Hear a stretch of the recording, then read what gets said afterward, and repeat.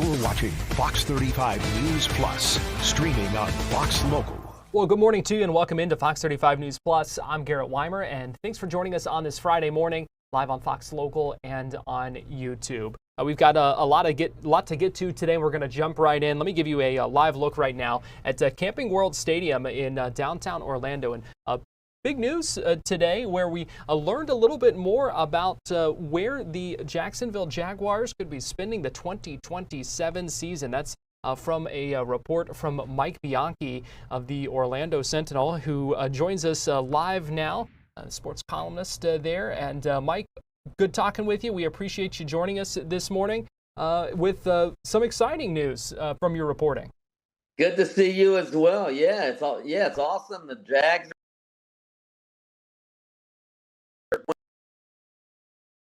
2027. Of course, it has to be rubber stamped by the league, the owners. The next owners meeting, I think, is in a few weeks. It's the actual Zoom meeting. So the Jaguars are hoping that that's where it will officially be approved. But the Jaguars have let everybody know they want to play in Orlando. It came down to Orlando and Gainesville, and the Jaguars want to play here. And you've talked to some sources who were able to confirm that for you. What are you hearing from your sources in Orlando and in Gainesville? Well, both of the parties have been informed. The Jaguars wanted to give everybody enough time to prepare for this, so they've informed the University of Florida and their athletic officials. They've informed Orlando officials as well, and so it looks like all things are a go. But again, it has to be rubber stamped by the league office. But that's not going to be an issue because NFL owners love Orlando. That's why they play the Pro Bowl games here for a lot of years. So we're gonna have a football team, an NFL team in Orlando in 2027. So hopefully the Jaguars are good and contending by then. Yeah, they've got time to figure things out. That's for sure. So I want to get into this decision, and we've been talking about this for a while about the chances of this. We knew kind of the two finalists were the Swamp or a Camping World Stadium. What do you think was the big factor here in Orlando? Kind of getting this selection. Well, the fact that we are refurbishing our stadium, $400 million in renovations. It's going to make it more like an NFL stadium. When the Jaguars move in here in 2027. So the stadium, the market, the amenities, and the fact it certainly doesn't help Gainesville that the Swamp, Ben Hill Griffin Stadium, is going to be undergoing its own renovations, which are starting in April of 2027. Now, Mark Lamping, the president of the Jaguars, said we could still play there in 2027 in Gainesville because the renovations are going to start on the outside of the stadium. But there's going to be a lot of construction there, a lot of dust, all that sort of stuff. So, it's just much more convenient for them to play in Orlando. They will have the stadium to themselves. Obviously, they won't be sharing it with a college team like they would in Gainesville. So I just think the convenience and the fact that Orlando has the airport and the hotels to fly fans and league officials in for the games, I think is also a big factor. Yeah, a lot of advantages for the city, the area. It's already an area that is built to bring people in, and I would have to imagine that was an important part of this. Absolutely, yeah. We are used to hosting big events in Orlando. The infrastructure is here, and the other thing is Orlando is Jacksonville's biggest TV market. We're the biggest city in America, the biggest media market in America that doesn't have an NFL team. I've thought for a long time the Jaguars needed to cultivate this market, and this is a perfect opportunity for them to do that, to play an entire season here and maybe turn Orlando into a Jaguars town. You also wrote in your column this morning about how this could be seen as an audition for Orlando in a lot of ways. What do you mean by that? Well, let's face it, Orlando, again, we're the biggest city in America without a Major League Baseball team. We're the biggest city in America without an NFL team.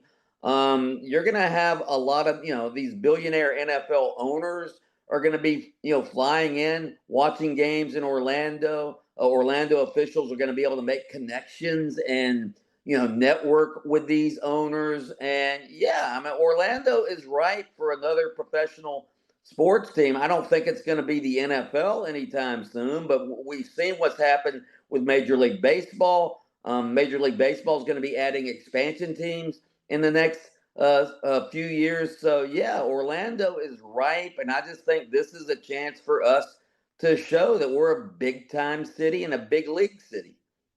On the hosting a team for the whole season like this, I mean, this is an opportunity that is pretty unique to have, but this is something that could be huge for the area economically. I mean, what does it mean to be able to host an NFL team like this for a full season? Well, we know, I mean, the NFL is the king of all sports in this country. It's by far, the most popular sport. NFL games on TV every year. They're the most watched network or programming that's on TV. So yeah, Orlando's going to get all this exposure with the NFL games being played here. There's going to be 7 or 8 home games here. And let's face it, the Jaguars are pretty good right now. By then, maybe they're a playoff team. We could be hosting playoff games here in Orlando as well. So that would be incredible. I don't know the exact economic impact. I do know Orange County chipped in $10 million as an incentive to sort of lure the Jaguars here. So county officials, city officials, they know how important this is, not just for economic impact, but again, as far as networking and showing the world that Orlando is a big-time, big league city. I'm curious, Mike, what this is kind of going to be like for the players on the Jags. Probably a bit of a weird kind of thing for them to be playing. Do you think in a city that's not your own for the full home stretch? Yeah, probably. I would assume so. But again, it's a couple hours on a bus to get down here. I don't know when they'll probably arrive on a Friday. I would assume bus down here on Friday. The good part is it's going to be their stadium. I mean, they're going to be the major tenants in the stadium for 2027. So they can have their walkthroughs at the stadium and all of that. There's no conflict with anything else. So in that respect, it'll be like a second home to them. They'll be familiar with the locker rooms and all of that stuff. So yeah, it won't be like playing at Everbank Stadium up in Jacksonville, but it'll be a second home for them. So you're reporting this basically a done deal, but it does still need to be approved by the NFL. What is that next step kind of in the process here? The next step is at the next league meeting, which I believe is a Zoom. NFL owners have meetings every couple of months, and the Jaguars actually wanted to get it done at the most recent league meeting a couple of weeks ago. That didn't happen because there was a lot of other stuff on the docket. So they hope it's going to be done at the NFL owners meeting, which is a Zoom meeting in mid-December. So hopefully that'll be when the official announcement comes. And it would seem that there would be a lot of advantages in being able to officially announce that as early as possible. Yeah, but again, the city officials have already been notified, so yeah, they know. But yeah, it'll be good for the Jaguars fans. If they want to make plans in 2027, once the schedule comes out, when they'll be traveling, they can make their hotel reservations and all of that. So yeah, just for convenience sake and for the fans, for the cities involved, I think it's they need to get it done as soon as they can. Mike Bianchi, Orlando Sentinel columnist. We appreciate you joining us this morning. Exciting news, and we really appreciate you sharing your reporting with us. Thank you so much. Appreciate it. We're going to take a quick break here on Fox 35 News Plus, and we'll be right back.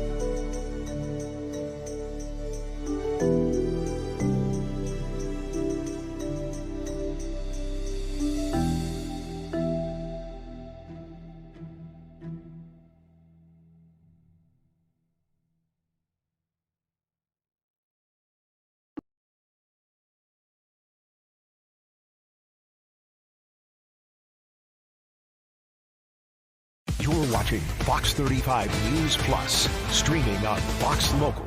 Well, welcome back into Fox 35 News Plus. I'm Garrett Wymer, and thanks for joining us on this Friday morning live on Fox Local and on YouTube. A big day for the Fox 35 Care Force in our mission today to help feed folks here in our area.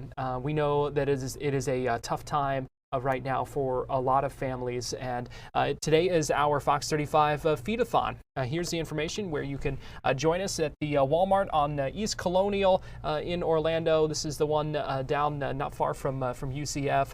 And that's where we find Fox 35 Storm Team meteorologist TJ Springer, who joins us live now at the Fox 35 feedathon. And TJ, you said that the turnout's been great. We've been seeing a lot of people coming out and showing their support and helping their friends and neighbors.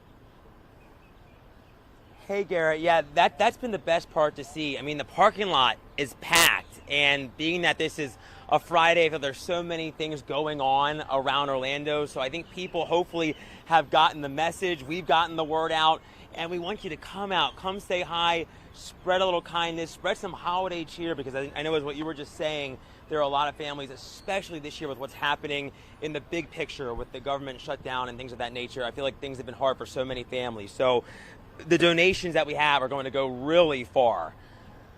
Yeah, there's no doubt about that, because we're talking SNAP benefits, we're talking people working without paychecks. So how can people who maybe are in a position to help come out and show their support? What do they need to know? What are some things they should bring? For sure. So it's funny, we've kind of laid it out, which is great. We have our Fox 35 Feedathon shopping list, and we have it in Spanish, which is wonderful, and we have it in English. So we're trying to get the word out to anybody and everyone that is able to help, that can help. And it's not just donations in terms of non-perishables, things of that nature, but Walmart gift cards, monetary donations, because that can go really far. I was talking with Stephanie Bowman, the heartbeat that is One Heart for Women and Children, and she's saying that just $30, that can put Thanksgiving dinner on a table for a family in need here in Central Florida. And let's look at some of the donations. We've just gotten these, things that you might not think of when you're talking about, donating for a food drive. Pasta, things like this are great, non-perishables, but right here, baby food, pet food. There's pet food right here as well. We're trying to do everything we can for these families, and the families, that includes dogs, cats, pets. So pet food, baby food, diapers, rice, pasta, you name it. There's some beans in here as well. Anything that you can think of that can help feed a family that might be just a little bit less fortunate than us here in the City Beautiful, that needs a hug, that needs a little pick-me-up. Let's go see if we can find Stephanie Bowman. Again, she's the head of One Heart for Women and Children. She just told me she had some great news. So I'm only imagining what this could be. Maybe it's a milestone already. I know we're trying to tally and see what we've gotten so far. Elevation Church is out here. They're hanging out with us. They're volunteering. Say hi, everybody. We have some more volunteers down here with One Heart, and here is, I said you're the heartbeat of One Heart for Women and Children. Thank you. Another hug. We need a hug tally. I don't know how many hugs we've had. You know what? 100 at the end of the day. That's our goal, 100 hugs? That's it. Thank you. Thank you for serving. Thank you. Thank you very much. Thank you for your service. Bless you, my friend. Thank you. So you said you had some great news. We do have great okay, news. so what's the great news? You want to share the great Yes. news? Okay. So not only do we have over 500 canned goods that have amazing. already been collected, and we've been here, what, 2 hours? My mind has been blown by the show that the showing out of the community already, Stephanie. Absolutely. Yeah. Absolutely. On top of that, we have $650 in gift cards that have come in. Wow. And somebody just donated $1,500 online, and all of that will be matched. Wow. That is unbelievable. Oh my gosh. That deserves another hug. Yes. That's amazing. And literally in 2 hours. And again, we talk about it often where, people in the community, they just want to know, like, where can I serve? Where can I donate? Where's a place that is going to use the donations properly? Yes. And I just want to say, I love that we can be super transparent. There's a lot of amazing, amazing food pantries and charities that are out there. We just happen to be one of them that are here in front of Walmart today. And we're just super excited to be able to share with people. If you want to help, it's a great way to be able to help. If you're at home, you can just go right onto the website and donate, or find out how else you can get involved. Because my grandmother used to say, time, talent, and treasure. Oh, I love that. Yes. Stephanie, that's amazing. We can't, our time is priceless, right? There is no dollar amount to it. And if somebody can't come and give of their time and they can donate, like we need all three. Yes. So that's what ties it all together, like the puzzle piece. That's faith, hope, community, support, and Resources. Resources. Yep, That's perfect. That's it. And like you said, if you can't maybe show out in a monetary way, or showing like with your time, like you said, that can go just as far as someone's donation or monetary value. Absolutely, and there's so many other ways that where you don't even have to go to a nonprofit organization or a food pantry, where maybe your neighbor needs something, you know, and you've got extra food, being able to take it over, or somebody needing a ride to a doctor's appointment, right? So there's so many different ways to give of our time. And that's the thing, we're out here trying to spread that message, and if we can show someone a little kindness, especially someone that needs it maybe more than someone else, it can go so far. It does, because we're here to help those that need and those that want to help, so that we can help the people in need. And it's that full circle. Yeah. What's going on behind us right now? Oh, I love it. So we have Grab and look at this thing. We have oh my gosh. We have rice. We have dog food. Look at that big. That weighs more than you and I. That's awesome. I know. So we've got one of our clients. We call our clients our neighbors, and we have a neighbor that has 8 dogs. Wow. She's got some family members that are in the hospital right now, or in different places where she's taking care of everybody's dogs.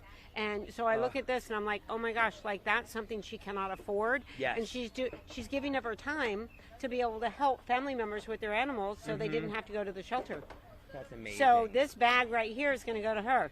And dog food, pet food, it's not cheap. No, we know that it's not cheap. They're a part of our families, just as our sisters, brothers, moms, dads, everybody. And if you've never had a pet, you don't really realize that. Right? Yeah, it's so true. They're a part of the family just like anyone else. Absolutely. And we're going to be out here until 6 o'clock tonight. Yes, we are. We have a long ways to go, and I just found out I get to hang out the whole entire day. So come out. Thank you, boss. Yes. Come out, say hi, and give a little time. Yeah. Give anything you can. It'd be amazing. That's it. Even a couple hugs. Yeah, even a couple hugs. Garrett, it's been a great morning. We're excited to see what the rest of the day has for us. All right, good stuff, TJ. We'll check back in with you a little bit later in the afternoon. We appreciate you joining us live here on Fox 35 News Plus. And folks can go out there, see TJ, say hi, and help out as well. Here's everything you need to know about that feedathon going on today from 9 a.m. to 6 p.m. It's the Walmart 11250 East Colonial Drive in Orlando, and we really hope to see you come out and help out. We're going to take a break here on Fox 35 News Plus, and we'll be right back. Sure.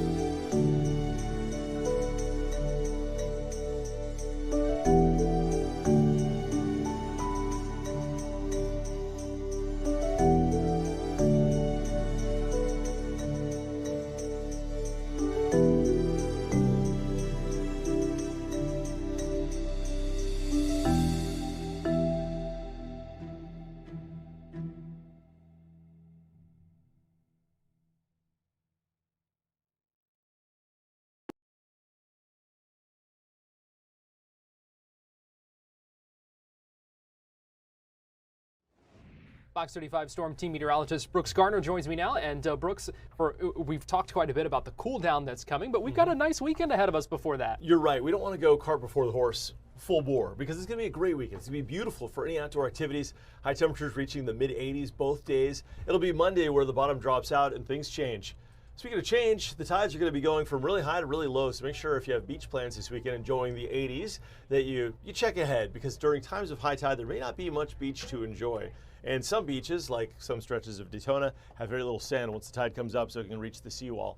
Now looking outside at Lake Fairview, we've got a gorgeous midday here, pushing 80 degrees. And temperatures around the region are very pleasant, warming up today to the lower to middle 80s under partly cloudy skies. There will be a chance for an afternoon shower, especially south of Orlando with a weak disturbance coming in off of the Gulf.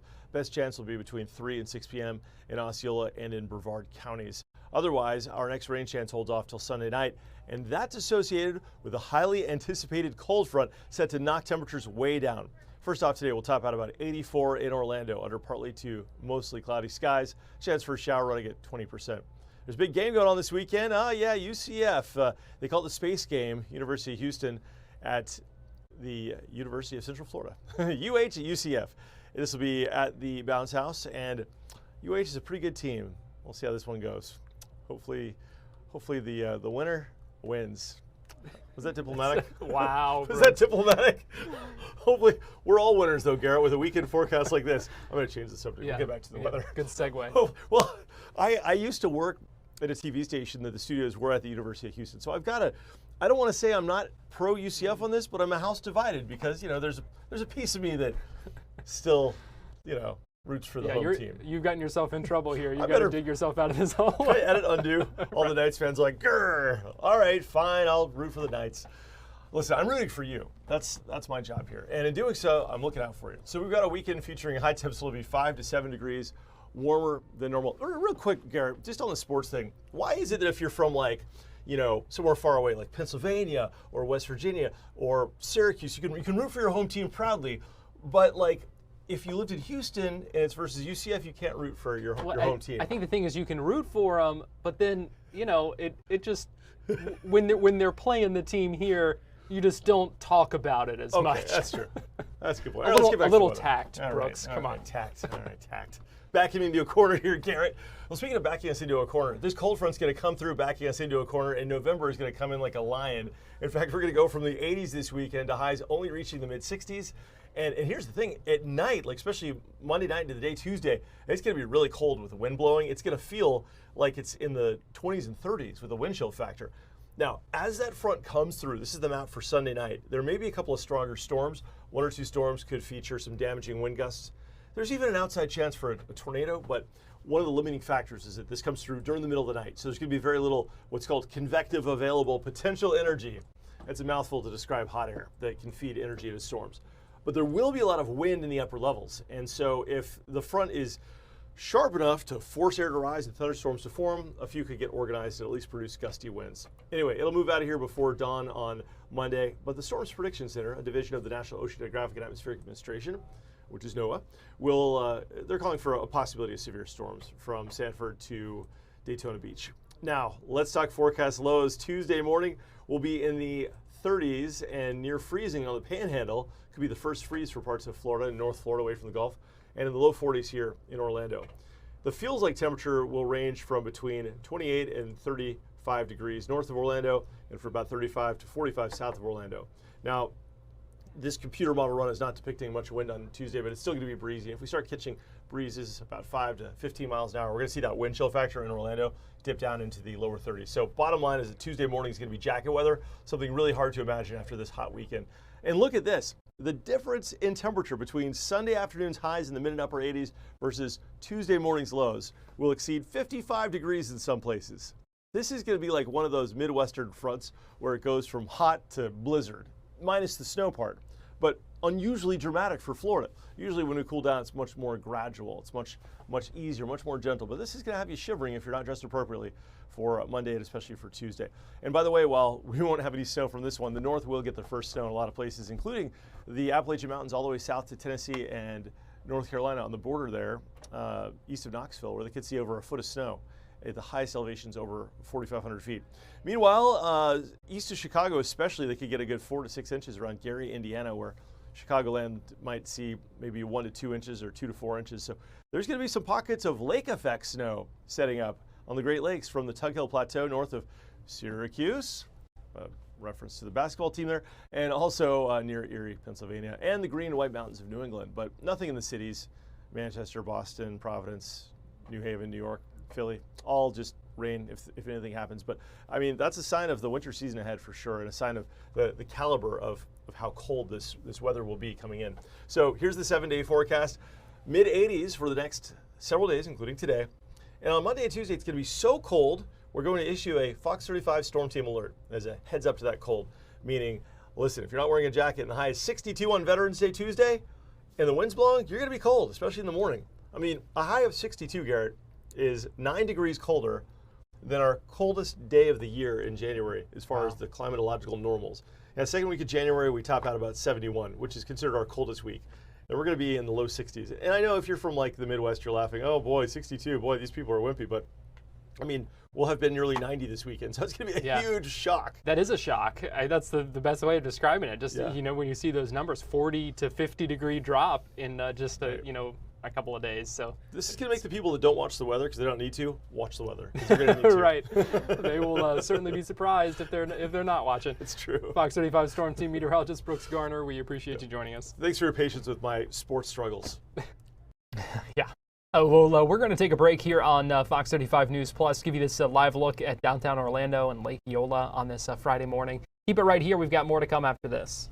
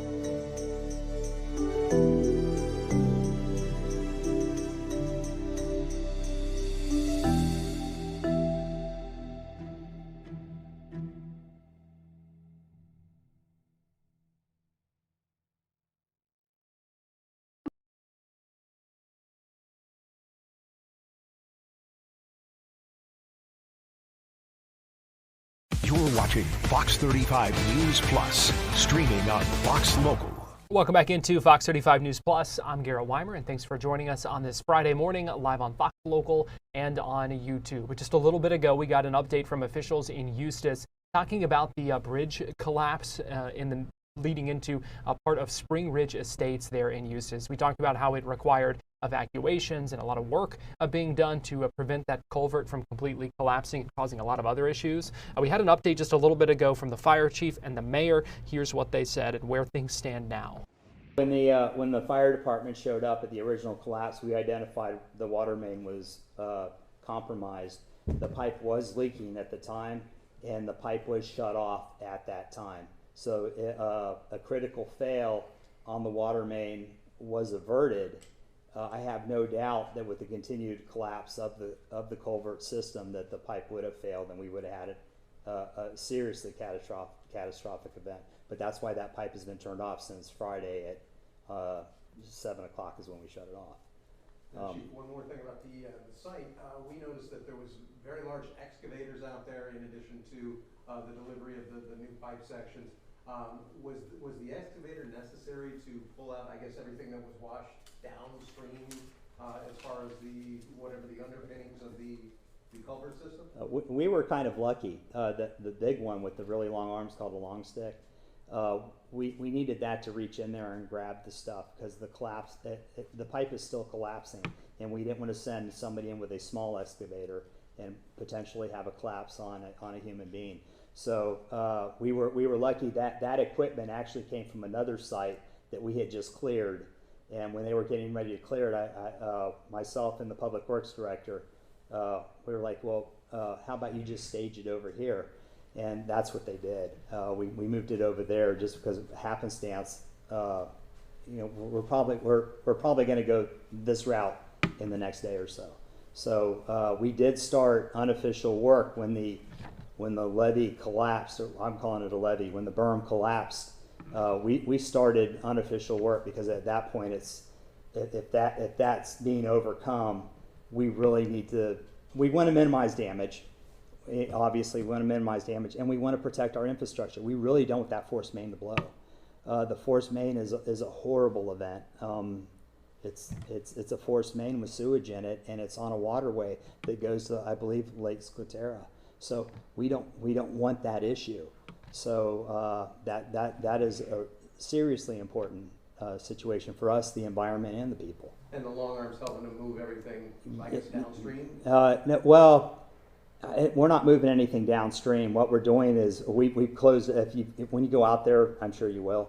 When you go out there, you'll see that we've isolated it totally, and we put more pumps up, and we're 100% bypassing it with water now with pumps. So there's nothing going through the culvert at this time. Okay, and that's to make it dry so that long stick can reach in there and do the work. And when we get it secured enough, people will start going in there and start doing their part in the evaluation and how far in do we actually have to dig to get there. Okay. Will the city be rebuilding the actual bridge part that people could drive across? Yes. Okay. Yes. Yeah. That's part of this. Now we're not going to put the pretty. We're not going to put the pretty brick and everything back on it. This is to get back to functional safety for people to get to their homes. We'll leave parts, like for example, the public works director told me he's going to pour the asphalt 3 inches. And I'm not a construction guy. Okay, I usually deal with it when it's burning. They're going to put 3 inches of asphalt on there with the intent that the homeowners association probably at some point is going to want to grate that out and put their brick back in to make it look pretty again. That's not what we're doing today. We're making it passable and secure. And if the homeowners association decides to leave that asphalt there, they're just going to have really thick asphalt. Yes. I guess my question is, so this is a permanent fix and you're replacing it with the same system. So are there any assurances that this system won't fail again? It's been over 20 years, and I believe with the new technologies and some of the upgrades it's going to get just with the new technologies, and the fact that I believe we're probably going to lay out extra rock and shore that out. And also a lot of things have changed as far as maintenance and that kind of thing. I think those are going to be addressed. I believe this will be a permanent fix that'll last decades. I also feel that this opened a lot of people's eyes, and I think there's going to be more serious looks at all the culverts and systems that are around Lake County in the state of Florida that are private. This goes all the way back to are we paying enough attention to our infrastructure? The reality is we got 20 inches of rain in around 4 hours, and I didn't even know that there was like a 1,000-year flood thing. So I've had the rare opportunity as the fire chief for the city of Eustis to work a 500-year flood and a 1,000-year flood, and basically within a year window. So my first question was, is there anything more than 1,000 year? Is there a 4,000 or I don't know, but I don't want to challenge that. This was a crazy event. If any of you were around town while this was happening, I actually got on the phone with EOC at about 8 o'clock at night and called the emergency manager at home, and I found out that she was already heading in. Megan's always on top of things, Megan Melanie's. She was already headed in, and she said, we heard there's something going on. I said, this is crazy. And that was only at 8 or 9 o'clock. The rains didn't start letting up till well after 10 o'clock. And we were already, I don't know if you heard, we were housing people in our fire station because I know where to put them. We were pulling people out of cars and out of buildings. And the firemen were asking, where do we put these people? Bring them here, we'll put them in the fire station. So we actually had a makeshift facility going on at the fire station. I've never done that. So this was an extraordinary event, an extraordinary feat. Everybody raised up and took care of it. But now we're having these washouts that are, that was a lot of water. And that's more than we got with Hurricane Helene and the last couple of hurricanes. I try to forget the other one because it washed me out. So this was a major event. Just understand that. And for us to say that things failed, yes, things did fail. But how many things are built to take 20 inches of rain in 4 hours? Now the land out there is still pretty mushy. Is that complicating your procedure? Yes, it is, and it will continue to do so. And there's nothing we can do about it. All the lakes and everything are kind of, they're reaching their plateaus, and we have waterways open. The creek, the locks are open. We're trying to flow water out. They're telling me that's going to take 4 days to even start denting some of this. So we're dealing with a lot of that, and I keep telling the public when they come and talk to me, when is this going to end? I don't know when it's going to end. As long as the water is still flowing in places that it hasn't flowed before, understand that there's still water out there that we have to deal with and contend with, and it might take a while. So, Mayor, would you like to say anything about the city's commitment to this particular project that was passed last night? Yeah, Willie Hawkins. Once this event occurred, the city staff, they jumped in right away because we knew that this was something that was going to affect our residents. We didn't realize until the 30th how bad it was going to be when the culvert was breached, but our city staff went in and they did everything that needs to be done. As for the city commission, we stand behind every single resident in the city of Eustis. And we had the right people in the right place to do what needed to be done. And here we are today. The city is supporting the HOA, and we're making sure that in a couple of weeks, 20 families are able to get back into their homes. Just another point, just to make for the severity of the incident. I don't know if all of you received that emergency alert that night about flooding, stay in place, shelter in place, and all of that. That's only the second time in the history of the state of Florida that button was actually activated. So that's how unique and impactful this event was. So just know it was just a challenge right out of the gate. And also, it's not like a hurricane where we had time to prepare for it. This just came and got us. So, and I know most of you are from the area and you know what I'm talking about. It was just a surprise event. It was supposed to be what, 20% chance of rain, and right? I mean, we were all expecting to have a nice Sunday. And the update there from the fire chief. Also heard briefly from the mayor there at that Eustis Bridge collapse news conference earlier this morning. Glad to see some progress being made on that, and going to be able to get those folks back in their homes and make that bridge passable again. Well, we're going to take a quick break here on Fox 35 News Plus, but we will be right back with more after this, so keep it here on Fox Local and YouTube.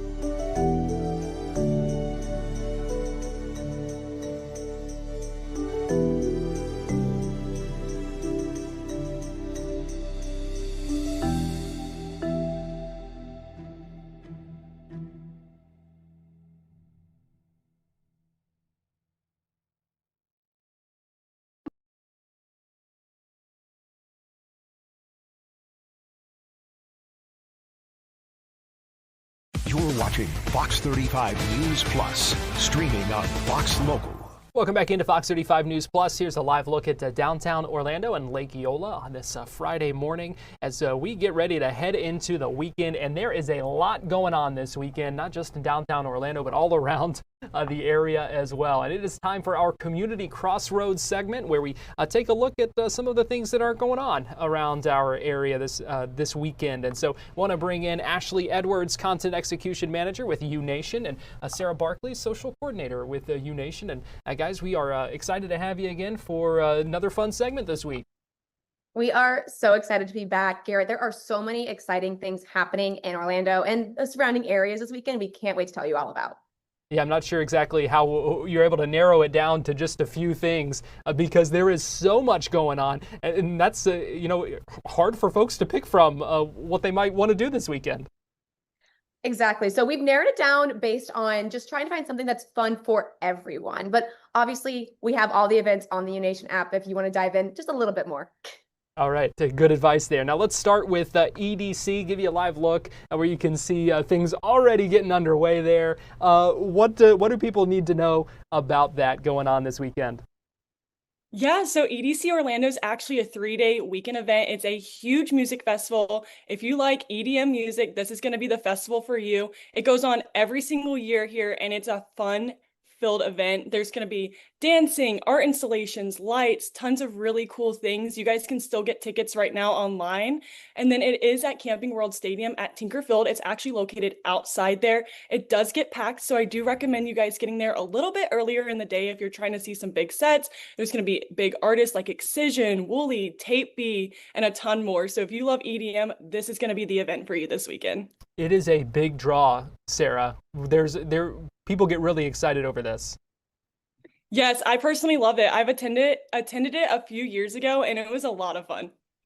All right. But that is not the only thing going on. Well, first of all, I just do want to show some of this video just to give people who may not be familiar with it a little bit of an idea of what you're kind of talking about. I was able to kind of pull this in because it just kind of shows some of that atmosphere. Talk about that, Sarah. I know you did. You said you did have the chance to go. What's it like? What's the atmosphere there? Oh my gosh, it's so fun. There's 5 stages. So if you don't like one of the artists, you can go to one of the other stages. I mean, they have carnival rides and lights, places to chill out and hang out, really cool pop-ups of like different vendors. So great food, great drinks, just a lot of really fun moments with friends, a lot of dancing. So if you love to get out and socialize, it's a great way to make friends and meet new people too in the community. Right. We also got the gingerbread run in Kissimmee this weekend. What do we need to know about that? That sounds like fun. Yeah, so Give Kids the World, The Village is a nonprofit organization in Orlando that actually fulfills the wishes of families that are coming to visit like Disney World and Universal, and they're raising money with their Gingerbread Run Under the Lights 5K run where you can walk, roll, or even stroll. So it's open to all speeds and all abilities to go and raise money for their 5K. You can expect food trucks, festive characters, and a dance party for the kids. Plus, the village is going to be lit up with Christmas lights. And I actually went a couple weeks ago to see the lights, and it was stunning. They have ice cream that you can stop by and grab a scoop and just support this great cause. It is raising money again for families who have kids that are making their wishes. So it's a great event to go fundraise for. And the weather going to be cooperating for that as well, Ashley. Oh my gosh, yes, the weather is going to be absolutely phenomenal in like the 50s or 60s this weekend as it gets a lot colder, Monday and Tuesday. So definitely if you're a runner, if you're a walker, if you're a stroller, if you're a dancer, head on over to the Gingerbread Run at Give Kids the World. I love the organization, and I'm also a runner, but Sarah Barkley's not a runner. So it's, everyone can really participate in this. Yeah, something for everyone, like you said. That's what this is all about. Exactly. All right, and finally, the Maker Faire in Orlando. This one's a lot of fun. Oh my gosh. So again, the ongoing theme today, it seems, is something for everyone. So the Maker Faire is back in Orlando, and trust me when I say it is bigger than ever. It is a 2-day celebration of creativity, innovation, and just pure do-it-yourself magic. They have all 200 and over 50 exhibits featuring makers, artists, inventors, innovators, and tinkerers. They have a power racing series where individuals have got a toy car, revved it up, and they go and they race it. There's combating robots. So again, students and adults alike have both created robots to battle it out. And oh, there's a picture from the Power Racing series featured right there. I just think it's the coolest thing. They had nerdy derbies and cosplay makers. So again, bringing some real serious creativity and innovation right here in Orlando for all ages. They have workshops and demos where you too can build, learn, and experiment with the best. They have YouTube creators, Minecraft creators, and really big cosplay creators doing one-on-one sessions and workshops as well. So live music, crafts, tech, and so much more happening this Saturday and Sunday on West Colonial, specifically at the Central Florida Fairgrounds. Tickets start at $20, and honestly, $20 for all of that, sign me up. Yeah, it sounds like a really good time there. And where can folks find out about some other events going on that we didn't have time to mention? Yeah, you guys can download the free UNation app to make all of your weekend plans, and the events are curated for you by us, so you're welcome. You guys can also stay connected with us on social media at Stuff to Do in Orlando. We talk about all the best things happening this weekend, next weekend, and beyond. Ashley Edwards and Sarah Barkley, we appreciate you joining us for the Community Crossroads today. Thank you guys so much, and we'll see you next week and help you make the most out of your weekend. Sounds like a plan. We will take a quick break here on Fox 35 News Plus. As we do so, give you a live look at Tinker Field there, where the Electric Daisy Carnival getting ready to get underway a little bit later today. We're going to take a break, and we'll be right back.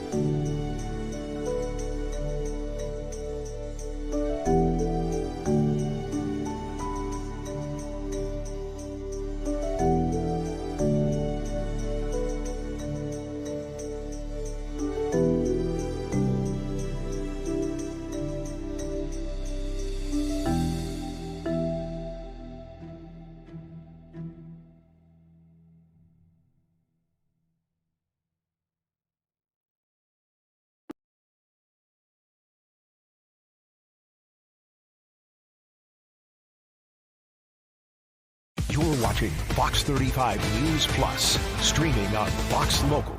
Welcome back into Fox 35 News Plus, and here is a live look at Inter & Co Stadium, the home of the Orlando Pride, where tonight they will begin their push in the playoffs, trying to defend their NWSL title. They play the Seattle Reign FC tonight at 8 o'clock, I believe is the correct time. I should have double-checked that, but Austin is nodding his head, so I must be right. Let's bring in Austin David. He's a digital content manager for Orlando City and Orlando Pride. And Austin, I appreciate you fact-checking me there, and appreciate you joining us here on Fox 35 News Plus. Yeah, thanks for having me.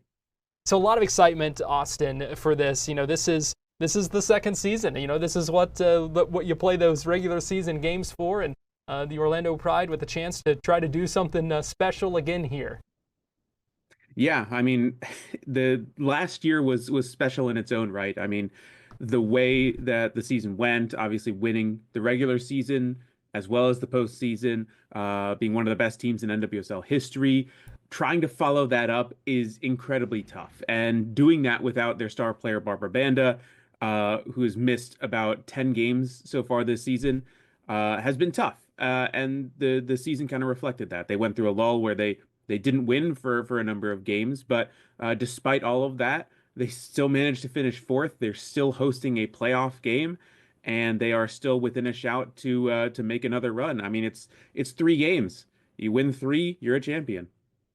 You talk about Barbara Banda and this team. As you said, it kind of has been clear that they have missed, having her on the pitch. How have they been able to make this run toward the playoffs, and what do they need to do to if they do want to try to defend this title and make it to that final? Yeah, I mean that's the biggest question right now is kind of what is life without Banda, and that's been kind of by committee at this point. There really hasn't been an answer. There have been kind of half answers of trying to figure out, oh, well, maybe this player can kind of fill the role, but nobody can replace a player like her who's a world best 11, who's just been voted by FIFPro. She's up for the best in FIFA for attacker of the year. I mean, the accolades kind of stack upon themselves, but there really isn't a player that can replace that kind of talent, that kind of production. And so they've tried players like Ali Watt, who's been, good in her own right. She's very fast, but unfortunately, she's out now for the remainder of the playoffs after injuring herself during warm-ups last game. So now it's next player up. And that's kind of been the mentality for this team since Seb Hines, the head coach of the Orlando Pride, took over in midway through 2022. He's instilled the confidence in the players where if you're starter or end of the bench, your time can come at any point and you have to be ready. And players have stepped up in big ways, and that's kind of how they've gotten to this point. None bigger than Marta, who is the team captain at 39 years old. She is still churning out goals and highlight reels like they're, she's in her mid-20s. It's incredible, really. Being able to see her production, the way she's kind of worked throughout her career. This is her 10th year now with Orlando, the longest she's ever been with a single club, and is arguably the best player to have ever played the game in women's soccer. So to have her being able to have that same kind of production at 39 years old, pushing 40, it really is inspiring, and it kind of galvanizes the team around her, and knowing that, it is only 3 games. You just got to get one by one, and all of a sudden you can play in a championship again. Well, in Austin, having someone like that, like Marta, and her experience and her leadership, I would say that's, when you come to the playoffs like this, I would imagine that's especially valuable, having someone like that, not just on the pitch, but off it as well. Yeah, absolutely. I mean, she is a leader, by example and by voice as well. She's famous for last year, saying in her pregame huddles, "No one has fun here but us," especially at home. Really galvanizing the team, and she was kind of the rallying cry for the team last year when they made that run, because there wasn't a guarantee that she was going to be playing anymore. She could have retired. It was her last year of her contract, and so that really galvanized the team to kind of play around her. During the celebrations, they all ran to her. And so it was a very special moment last year. And this year, while the motivation isn't quite the same because Marta is continuing to play, she is still a galvanizing force within the team. She is still the big voice and is demanding of a lot of the players, because she doesn't like losing, as many players don't. But I mean, she's been doing this for a long time. She is the idol of a lot of the players that are currently playing with her now, that were growing up, that had Marta posters on their walls. And so, you want to make your idol proud. So having that kind of galvanizing force is definitely inspiring for a lot of the younger players, and even some of the players who have been with her for a long time now. They respect her. They see the talent and there's no excuse for them. If they're seeing Marta run in the 89th minute, full sprint to go defend a ball to try and keep a 1-0 lead, they think to themselves, well, why am I not being able to do that? She's doing this at her age. Like, what's my excuse? So, like I said, on and off the pitch, it is a a real force to be reckoned with. Let's talk about the game tonight and Seattle Reign FC. That game being played at Inter Stadium, home of the Pride, and the Pride are the 4 seed. They were able to kind of lock up this because they just played Seattle Reign. That's a little bit of a twist here. The team you play for the last game of the regular season, and now you're going to see them again here tonight. Yeah, it's very, very weird. I talked to Haley McCutcheon earlier in the week, and she said she's never had a game where she's played the same team back to back. It is very uncommon, but having a situation like this where you play the team you literally played a week ago, I don't think they even went home. I think they just stayed here for the week because there's no point in flying back to Seattle and then flying back here 2 days later. But yeah, it is a really unique situation. Seattle has had kind of their ups and downs this year as well.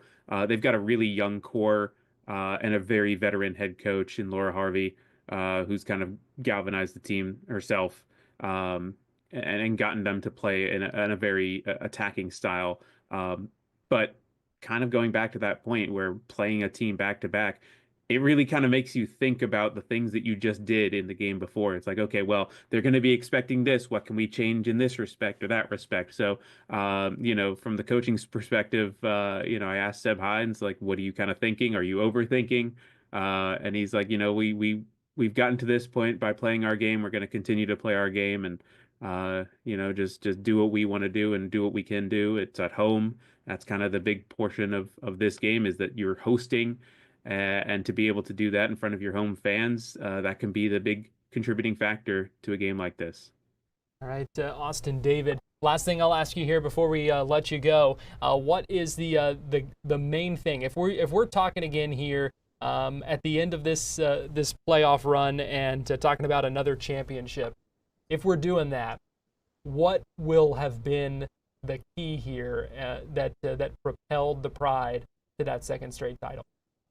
It's a good question. I think that just the team camaraderie, I think has been the kind of biggest factor for this group over the last couple of years. Since Seb Hines took over, he really instilled a culture within this team, and that has gotten them through the good times and the bad.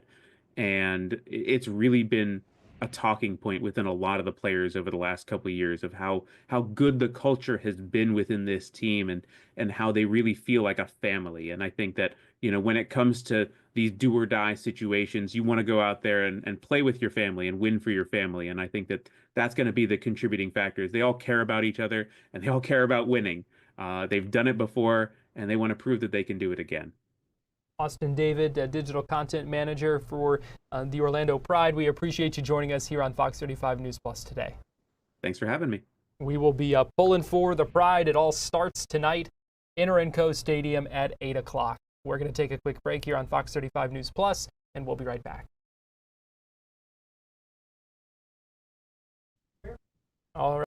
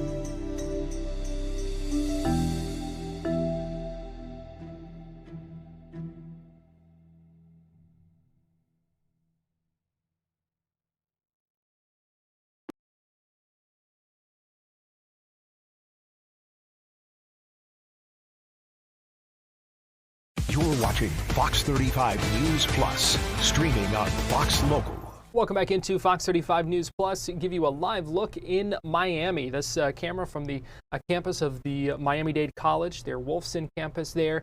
Right, you see the Kaseya Center in Miami. You see the Freedom Tower, which for years has stood as a symbol in South Florida, once the Cuban Refugee Center, and still remains as a symbol of freedom in the area to many people. And so there was a special event today at the Freedom Tower. It is a Victims of Communism Day.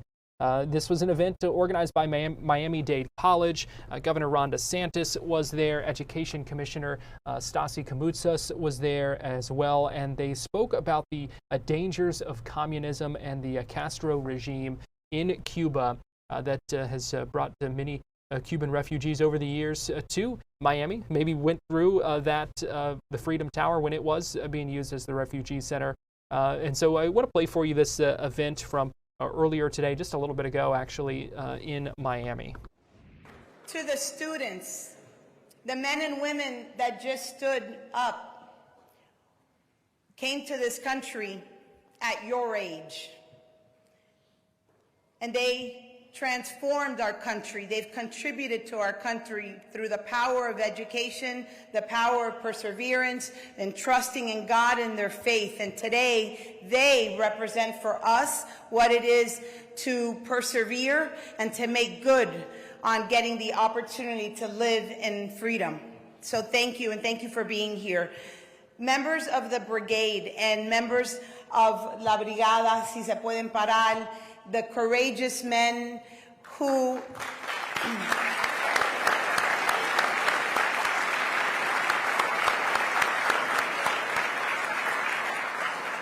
sacrificed going back that April to Cuba to try to free Cuba from the communist dictator Fidel Castro. Thank you for being with us. We also have with us Silvia Rondo. Silvia? Claudia Puig represents, whose father was a political prisoner, Ninolska. These women have been freedom fighters. Thank you.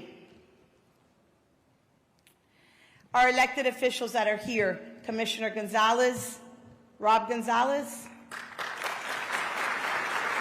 Senator Alexis Catelud, School Board Member Dan Espino.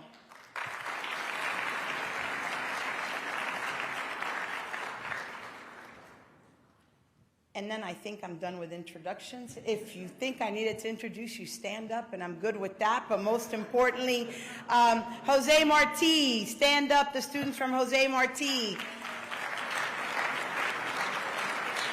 Hialeah Miami Lakes. Hialeah Gardens. Westland Senior.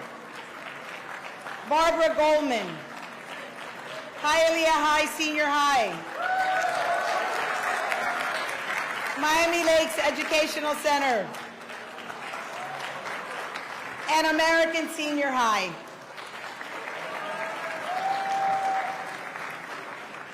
You're in for a special day.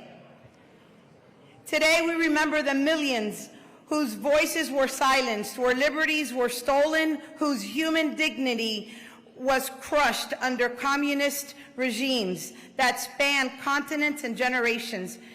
As noted in the Victims of Communism Memorial Foundation website, the remembrance is rooted in the conviction that the history of communist tyranny will be taught for future generations. And our governor, this governor, made sure that we enshrine this into the law, and that today, children throughout the state of Florida are receiving 45 minutes of that education so that they understand and never are confused by what freedom means.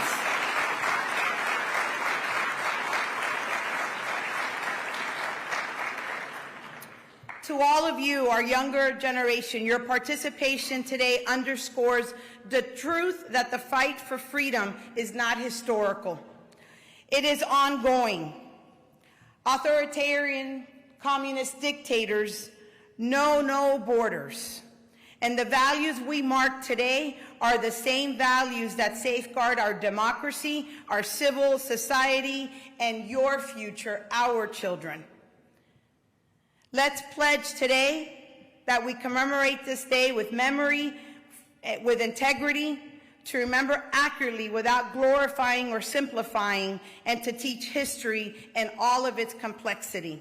Solidarity with survivors and the population still oppressed, those in Cuba and Venezuela that are fighting for this same liberty today. We see you, we hear you, we're with you. An active defense, members of freedom, because remembrance means little if it does not motivate us to defend liberty, to strengthen human rights, and to build institutions that protect the dignity of every individual.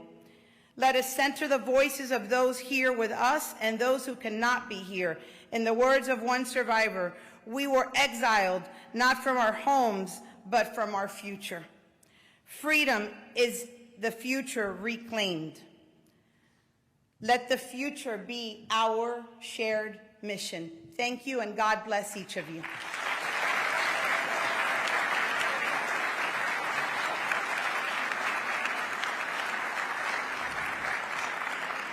I now would like to introduce the Honorable Roberto Alonso, District 4 School Board Member and Vice Chair of Miami-Dade College Board of Trustees.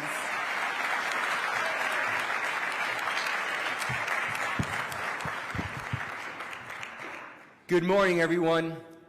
It's truly an incredible honor to be here today together with you, but more importantly, with the over 250 students that we have here today from Miami-Dade County Public Schools, standing inside one of the most important buildings in our community, the Freedom Tower. As a school board member and a trustee here at Miami-Dade College, but most importantly, as the son of two Cuban immigrants who walked in through these very doors here of the Freedom Tower as Pedro Pan kids, this moment is deeply personable to me and one that I dreamed of for many, many years. This building isn't just a landmark. It's a living symbol of hope. It's where thousands of families fleeing communism were welcomed with open arms. Families like mine, my grandparents and my parents walked through these doors seeking freedom, opportunity, and a better life. My father used to tell me when he arrived in this country, he came here with an empty suitcase, and many of you will see our suitcase exhibit as you come by. And it was empty. It was empty because the communist regime took everything away from them and sent them here with nothing. But to my father, he came with a suitcase that was full. It was full of dreams. It was full of dreams that he was going to be able to have as a reality here in this great country. And more importantly, what it is that you guys are here for today, an education. Because he told me that education is the one thing that nobody can ever strip away from you. That belief is why we're here today. Because education and freedom go hand in hand. We gather here today, as Madam President said, to remember the millions of victims of communism, those who have been silenced, imprisoned, or lost their lives under the communist regimes of Cuba, Venezuela, Nicaragua, China, and across this world. Their stories must never be forgotten. And to you, our students that are sitting here today, you are the future leaders of this great nation. You must always remember that freedom is never guaranteed. As President Ronald Reagan once said, freedom is never more than just one generation away from extinction. It must be fought for, it must be protected, and it must be handed on to our children. That responsibility sits with you all. The United States has always been and will continue to be a beacon of hope for those escaping tyranny. This Freedom Tower stands as a reminder that liberty is precious and that each of us must do our part to protect it.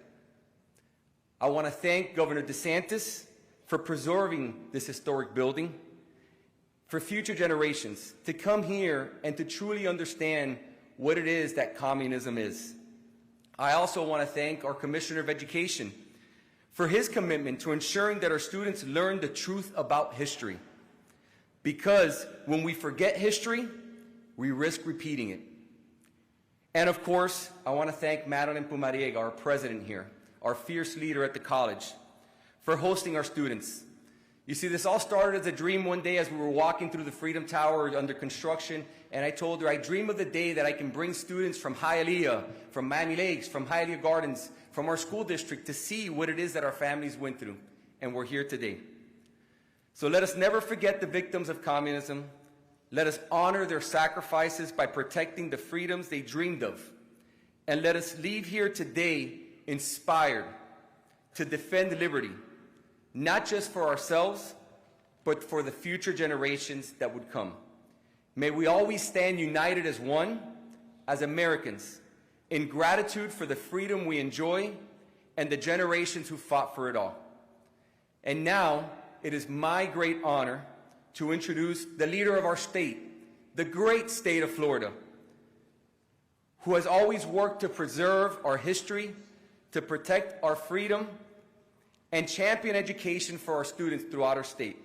Please join me in welcoming Governor Ron DeSantis.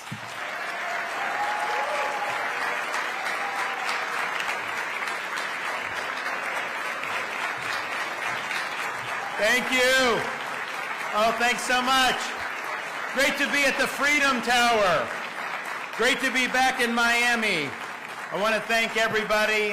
Thank Madeline for her great work. I really believe that when you look around the country at the state and community college level, I don't think there's any institution that is more influential or has the potential to continue to be more than here in Miami-Dade College.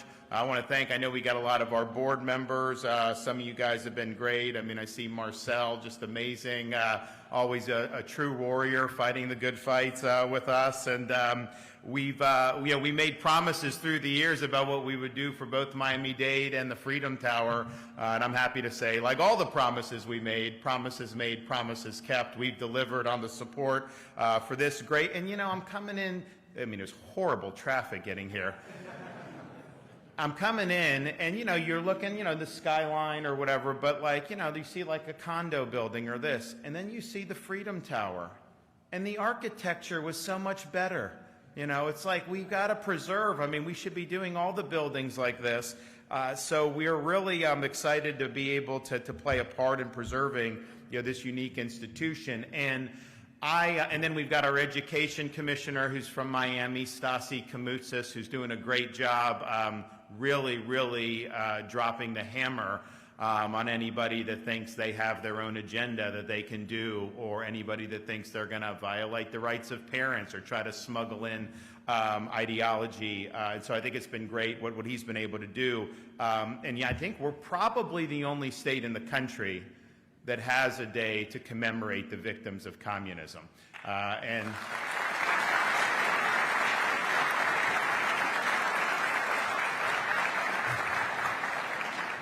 And as was mentioned by Madeline, there is instruction in the schools that will talk about this. And I think it's important to talk about, in a very clear-eyed way, the destruction, the lives, 100 million dead at the hands of Marxism, Leninism. But I think it's also important that we just recognize the whole absurdity of it all, of the whole idea of communism and Marxism, Leninism. And nobody understood that better than President Reagan. And he used to tell a story about Castro's Cuba. And so for those of you who are exiles or have heard the stories, I mean, you know, this guy would get up there and he would drone on for 4 hours, and basically all the problems they had was all America's fault, and all the others said this is the nonstop propaganda. And these people are basically just forced to sit there and listen and have to endure this, because if they did anything, then they could basically be disappeared. It was an authoritarian country. And so Castro's given this speech, and he's droning on and on and on. All of a sudden, and there's thousands and thousands of people there, you hear out in the distance someone yelling, "Peanuts, popcorn, Cracker Jacks," and people are like, what the hell's going on? And Castro kind of notices it, and then next, "Peanuts, popcorn, cracker," and then you start to hear this. And he's really, really flustered. And so finally he's like, all right, I don't know who's saying that, but if you say that one more time, I am going to take your butt and ship you all the way to Miami. And then 2 seconds later, the entire crowd erupted. Peanuts, popcorn, Cracker Jacks.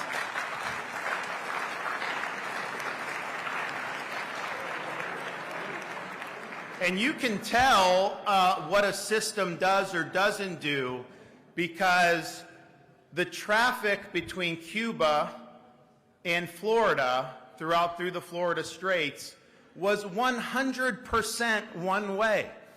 If communism was so good and America was so bad, wouldn't people want to get on a raft and go over to that island? I mean, it's a beautiful island. I have a little bit of experience as a naval officer. I was at Guantanamo Bay for a period of time. And so you see beautiful topography, beautiful coastline. And honestly, had they had a free government these last decades, it would be the most prosperous, country in Latin America, I think, without question. So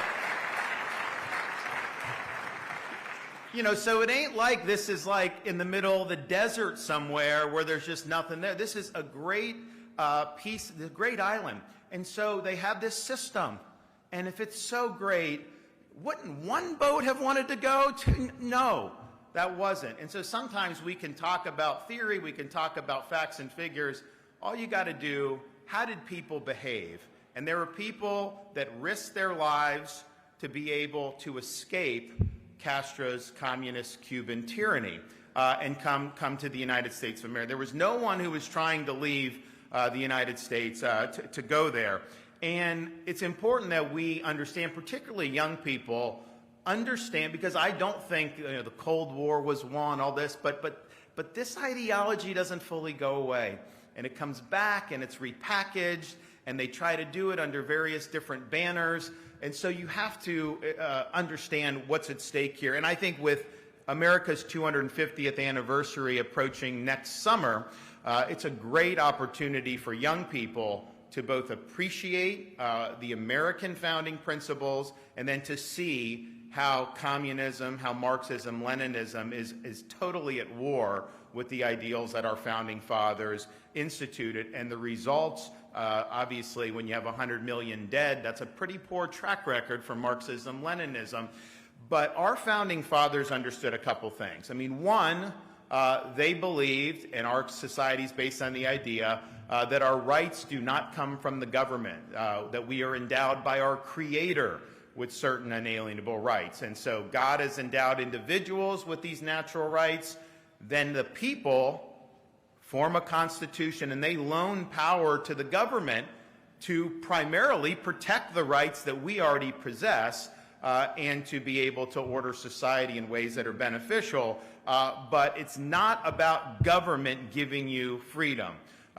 You have freedom. Government's role is to protect your freedom. And that was really a lot different than what people had thought previously. What does communism think? Well, communism, they don't acknowledge any higher being. The highest being in communism is the Communist Party and the dictatorship that comes from that. And so that's what Castro put himself up as. That's what they did in the Soviet Union. You look at China. What's the most important entity there? What does everything revolve around? It revolves around serving the CCP and the Communist Party. So they don't recognize a superior being or a higher power. So therefore, if they don't recognize a higher power, then as an individual, what is your worth? Well, they can't say we're endowed by our creators. They don't believe that. And so basically, as an individual, you are simply a ward of the state. The CCP in China, the Castro dictatorship, the old Soviet Union, they determine, you know what, there was freedom in the Soviet Union. Honestly, there's some freedom in Cuba, only for the people connected. The people that are connected to the Communist Party, they live like kings, while everybody else lives like peasants. And so, if you know the right person, if you toe the party line, maybe you will be given freedom. But it's all based on the whim of the state. It's all based on what the Communist Party says. And that is totally contrary to what America was founded upon. We had a founding fathers. They didn't do it for themselves. You know, when Castro led the revolution against Cuba, had all these people that, you know, they considered themselves kind of more outcasts of society. It was kind of like the proletariat and all the rhetoric or whatever. And obviously that didn't work out very well. But our founding fathers were very accomplished. They were the movers and shakers in the colonies. When they met in Philadelphia and signed the Declaration of Independence, that is not like just emoting on social media like people would be today, or just popping up. This was, they pledged their lives, their fortunes, and their sacred honor. And that wasn't hollow rhetoric. If they did not succeed in achieving revolution, the penalty 100% would be death for every single one of them. And so they basically signed their own death warrant, and then they had to win an improbable victory. So they had a lot to lose, and honestly, much less to gain personally, but it was the principle about whether people can govern themselves or not. And you've seen how America, and look, we have ups and downs in this country. You know, we've got problems that we deal with even today, major problems. But no country has given more people more opportunity in all of human history than the United States of America.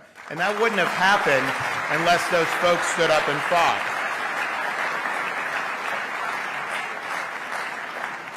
And so as part of America 250, we're really leaning into this. You know, we have some of our counties, most of them are far away from Miami-Dade, although one of them is just south of you guys, Monroe. But we've got counties named after founding fathers. And so we've brought a statue of Thomas Jefferson to Jefferson County. We brought a statue of Ben Franklin to Franklin County. I got George Washington. I got a statue, beautiful statue loaned from Mount Vernon that we put in the Florida Capitol. So if you go into the Florida Capitol, you want to go to the governor's office, you hang that left, you see G-Dub right there, looking really good. We're going to bring, and it's interesting because there's all these other states that have different a lot of states not only would not do victims of communism day of force, they may view it a little bit differently. So it's like they've been taking statues down of America's founding fathers over the last decade. This has been something that's kind of become a cottage industry. So it's allowed us, I'm getting like Alexander Hamilton on discount from some of these states because it's in the basement. We get it. I mean, it should be a $100,000 statue. I'm getting it for $30,000. So we have good opportunities to do this. So we're going to do Hamilton in Hamilton County, Madison, Father of the Constitution in Madison County, and we are going to do James Monroe down in Monroe County. I got to figure out which key we're going to drop old James in, and so we're working on that. But we really believe that it's important for folks to understand it's a very important part of human history. And if you look at what they did, you know, people will point out the flaws, this, that. Yeah, I think that's fine. But understand, if they hadn't have done that, you would not have seen different folks succeed across racial, ethnic. They set the principles in motion that has allowed a lot of people to realize dreams over many, many decades and even the centuries. So it's really important that we do that. We're going to continue to do more on that. Now, in Florida, we don't just talk, we act. Because I think while words can be meaningful, it's ultimately your deeds that are the most powerful. And so we weren't just going to sit here, do an event at the Freedom Tower, say how bad communism is, and think that we've done our duty. No, we knew that this needed to be something that was enduring and permanent part of our education system. So we were able to sign bills into law doing a number of different things. One, of course, we have officially established November 7th as the Victims of Communism Day in the state of Florida, which is the first in the nation to do that. But we're also leading the effort to educate our students on the evils of communism. We have obviously, we have people in this room who are have firsthand experience with communism. There's people in this room who have grandparents who suffered under communism. And it's not just Cuban Americans, by the way, because, you know, Florida is really we've attracted people from Eastern Europe during the Cold War. You know, people that have done that. You see people in South Florida with that as well. So this was, you know, abroad. I mean, I'm working with Taiwan on different stuff. And so they know firsthand. And so we've got Taiwanese Americans. We've got a lot of, but our Victims of Communist topics for the students will go over Lenin and the Russian Revolution. Joseph Stalin and what he did during the Soviet. You know, Stalin, I mean, if you looked at him the wrong way, you were gone. I mean, they would just kill you, like almost on the spot. He was responsible for millions of people dying under his regime. Mao Zedong and the Great Leap Forward and the Cultural Revolution. Nobody has a higher body count in the history of communism than Mao Zedong, because he was doing things like the Great Leap Forward, which was trying to centrally plan the economy, and you'd have massive famines. And so people are dropping like flies because they couldn't get any food. And so it was just a total train wreck of policies. And then the Cultural Revolution was really just trying to indoctrinate into the party line and really created a dystopia there. They have to learn about Fidel Castro and the Cuban Revolution and the communist takeover of Cuba. Look about what he was promising when he took power, and then look what ended up happening. One of the most failed episodes in governance in all of human history is the Castro regime in Cuba. And our students need to know that, and they need to appreciate that. Pol Pot and Khmer Rouge, the modern fall of the Soviet Union, as well as Hugo Chavez and Nicolas Maduro and what they're doing in Venezuela, or what Chavez did and what Maduro continues to do. And let's just be clear, none of that probably would have been able to happen without the communist regime in Cuba helping to support that and prop that up as well. So our students are going to go into this very wide-eyed. We think it's important. We're also going to be adding, and I know Stasi will talk about this in upcoming academic years, students to be given instruction on the history of communism within the United States, the domestic communist movements, including tactics that were used. We just had a guy elected in New York City, elected the mayor. I came up to the podium and I quoted Ronald Reagan. He came up to the podium and quoted a guy named Eugene V. Debs, who was a communist. And so you see that. So we will provide instruction on that. One of the things I'm happy about is Senate Bill 1254, which authorizes the newly established Institute for Freedom in the Americas at Miami-Dade College to partner with our Adam Smith Center for Economic Freedom at Florida International University, with the goal of promoting the importance of economic and individual freedoms as a means to advance human progress. And they will have a specific focus on how these policies can have a beneficial impact throughout the Western Hemisphere. And I will tell you, we've not had a great run in the Western Hemisphere recently. I mean, you look at the leader of Colombia, Brazil, obviously Cuba, Venezuela, always a problem. We've got a couple bright lights in the West. For a while we had, a Prime Minister of Canada who I think was a Marxist too, Trudeau. And his mom was very close with Fidel Castro, in maybe more ways than one. So,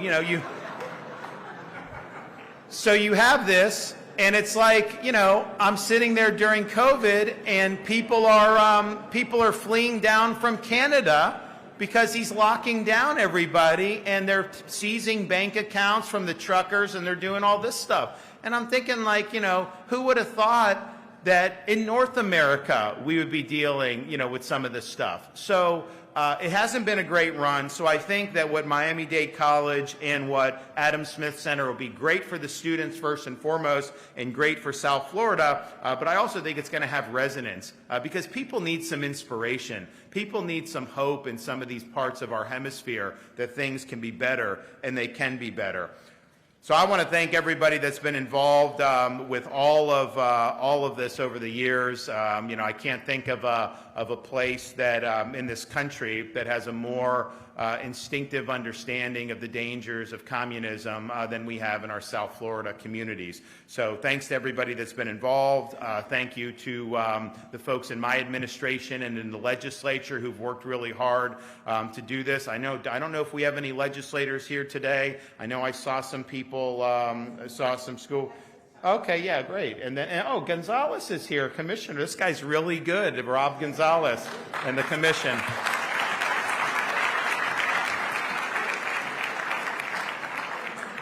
So there's been a lot of hard work that's gone into this, and honestly, I even think, I think a lot of this ended up being bipartisan, to be honest with you.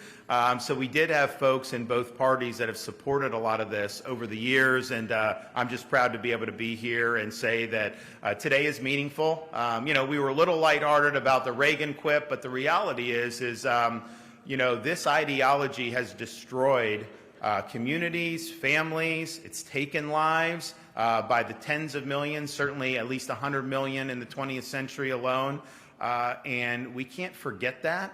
And we just got to know, let our students understand what the harmful effects would be. Because people can say these things, they can always promise these things, and then it always ends up being the same old song and dance, and it leads to human misery. Okay, our education.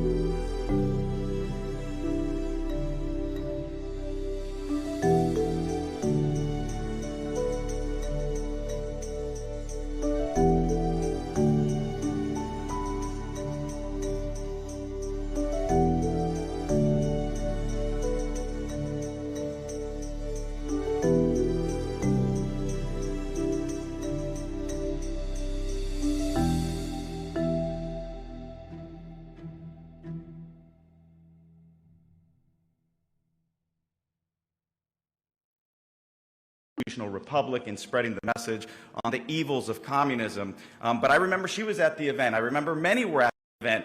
And it was on November 7th, 2022, the day before the governor's reelect. And you know what the media said? Well, they picked November 7th because it was the day before the governor's reelect because he wanted to use it as an opportunity to campaign. Which was horrible. It was horrible, but these were the kind of attacks that this governor has often faced to be able to champion liberty and freedom in this state.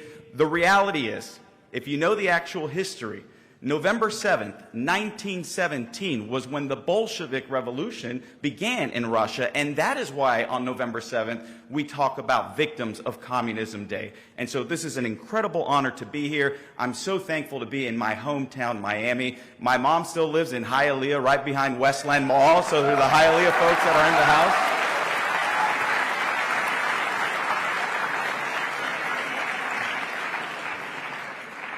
But it's also important to remember that this is a solemn day that is not only about remembering the oppression and suffering caused by these communist regimes, but remembering and honoring those who lost their lives or who were negatively impacted. I think of my grandmother, Ida Vives, who still lives here in Miami, and my father, Reinaldo Vives, who unfortunately is in hospice right now and in his last days. Their families were torn apart. My grandmother had 13 siblings. Many of them stayed and died in Cuba. I remember it was like mission trips. As a kid growing up, she would go over there because she didn't trust the communist government in Cuba. She didn't trust that the money she was sending was actually making it to our family because they often said, we did not receive the money you had received. And so she would go over there, she would bring these massive bags wrapped up, you've seen it at the airport, in saran wrap, to be able to bring supplies like food, to be able to bring canned goods, clothing, medicine. I have cousins in Cuba that when their 3-year-old has a fever, they're putting the child in a cold bath because they do not have Tylenol. That's the medical services that they receive, even though the communist government would have you believe that they have the greatest healthcare system in the entire world. It's not true. And it's important you hear the anecdotes from the people that were directly impacted. It's important you receive this instruction to understand what these ideologies lead to. And so I'm thankful that on Victims of Communism Day, students learn about the atrocities committed under the communist governments, including famines, forced labor camps, political persecution, and systemic suppression of freedom and faith. People don't realize in Cuba, for years, there were underground churches that were taking place because you could not profess your faith publicly or you would be prosecuted, you would be imprisoned, you would be executed. We are so blessed to live in a country where so many of our families came to be able to have that American dream where they could simply, freely practice their religion without persecution. We talk about Vladimir Lenin, Joseph Stalin, Mao Zedong, Fidel Castro, Pol Pot, Nicolas Maduro, Hugo Chavez. These are not just names in a history textbook. They are warning signs. They are stark reminders of what happens when the government replaces truth with ideology and liberty with control and the abuse of power. When students comprehend the horrors of communism, they are inspired to appreciate and defend our freedoms.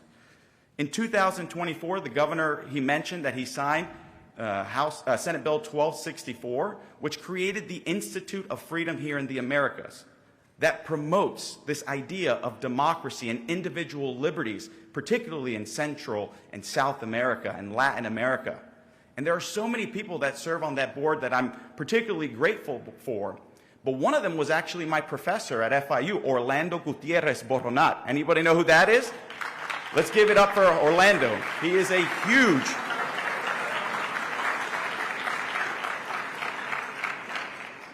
huge member of this community, a Cuban exile that has fought for years so that students understand the perils and the evils of communism. And so I'm so thankful that the governor appointed him to the Institute of Freedom for the Americas. They're doing incredible work, and I thank everybody who serves in that capacity. But as the governor mentioned, as a result of that legislation, there were also standards that our State Board of Education are going to vote on next week as it relates to communism. Specifically, comprehensive instruction on the history of communism is now going to be provided to you students in addition to the 45 minutes of instruction that you are receiving every November 7th on the history of communism. As a result of that legislation, the Department of Education and Florida educators and content experts across the state developed these new rigorous standards, which are built upon lessons to teach not just the perils not just during Victims of Communism Day, but also to provide students with a deeper understanding of how communist regimes have suppressed freedoms, have abused powers, and inflicted suffering across the board. And so you're going to see, I'm sure there's going to be some media attention related to that. There's been some hacks over at the Tampa Bay Times that have criticized these standards, but we stand firm in what they represent and what our students are going to be able to be taught.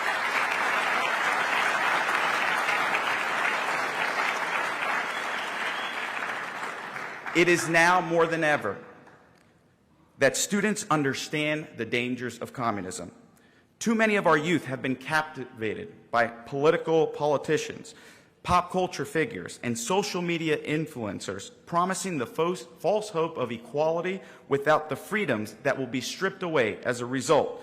When you see individuals who are promising programs like free buses, free child care, rent freezes, punitive taxes on the wealthy, and government-run grocery stores, my grandmother tells me she saw very similar policies being put forth in Cuba before Castro took over. And so it's important, as you learn about the history of communism, that you think critically. You think through these policies and think, who's going to pay for this? What is going to be the impact as a result? And so you have these individuals, time and time again, they come around from time and time, where we call them the silver-tongued conmen, who eventually turn to strongmen in order to achieve their sick and twisted political ideology. And they're clever. They push this communist agenda in a way that often people are bamboozled. And so it's important that we teach these policies so that students are able to critically think for themselves and see and recognize them as they become adults. To the victims of communist regimes and their families, Florida will always remember and honor you today for standing up against oppression and corruption. And as long as I serve as commissioner, we will never forget your stories. We will teach every student that freedom must be defended and it can never be taken for granted. To our teachers that are implementing these standards and teaching today on Victims of Communism Day, thank you. Thank you for helping our students understand how once prosperous countries can turn themselves into devastating wastelands under communism. And to our students, you are the guardians of freedom. You must recognize them and protect them. And the promise of equality without freedom is no future at all. Today we honor the victims of communism by ensuring that its lies never find a way in the homes of our Floridians, not now, not ever. Thank you, and God bless you all.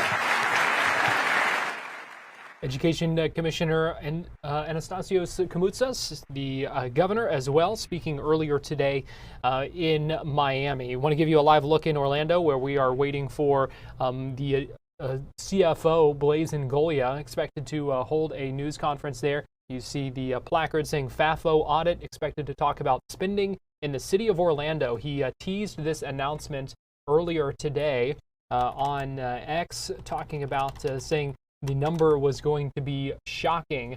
So we will wait and see what he has to say. We will bring that to you live when it does begin. We're going to take a break here on Fox 35 News Plus, and we'll be right back.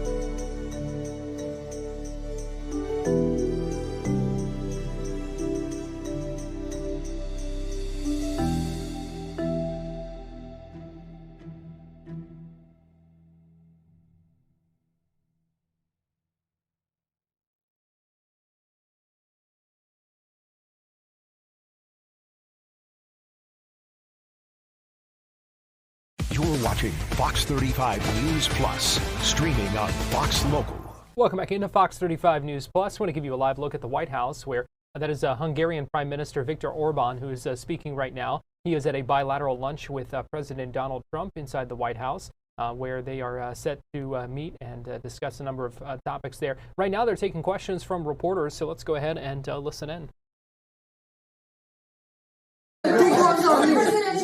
Summit. Thank you, Mr. President. What is your message to the EU, because from Hungary and the EU want to impose their woke policies on Hungary? What is your message? Well, I think they should respect Hungary and respect this leader very, very strongly, because he's been right on immigration. Look what's happened to Europe with the immigration. They have people flooding Europe all over the place, and it's hurting it. It's the crime rates are way up. A lot of bad things are happening. His crime rates are very low. They're the same as they always were, which is very little crime, because he's kept it the way it should be.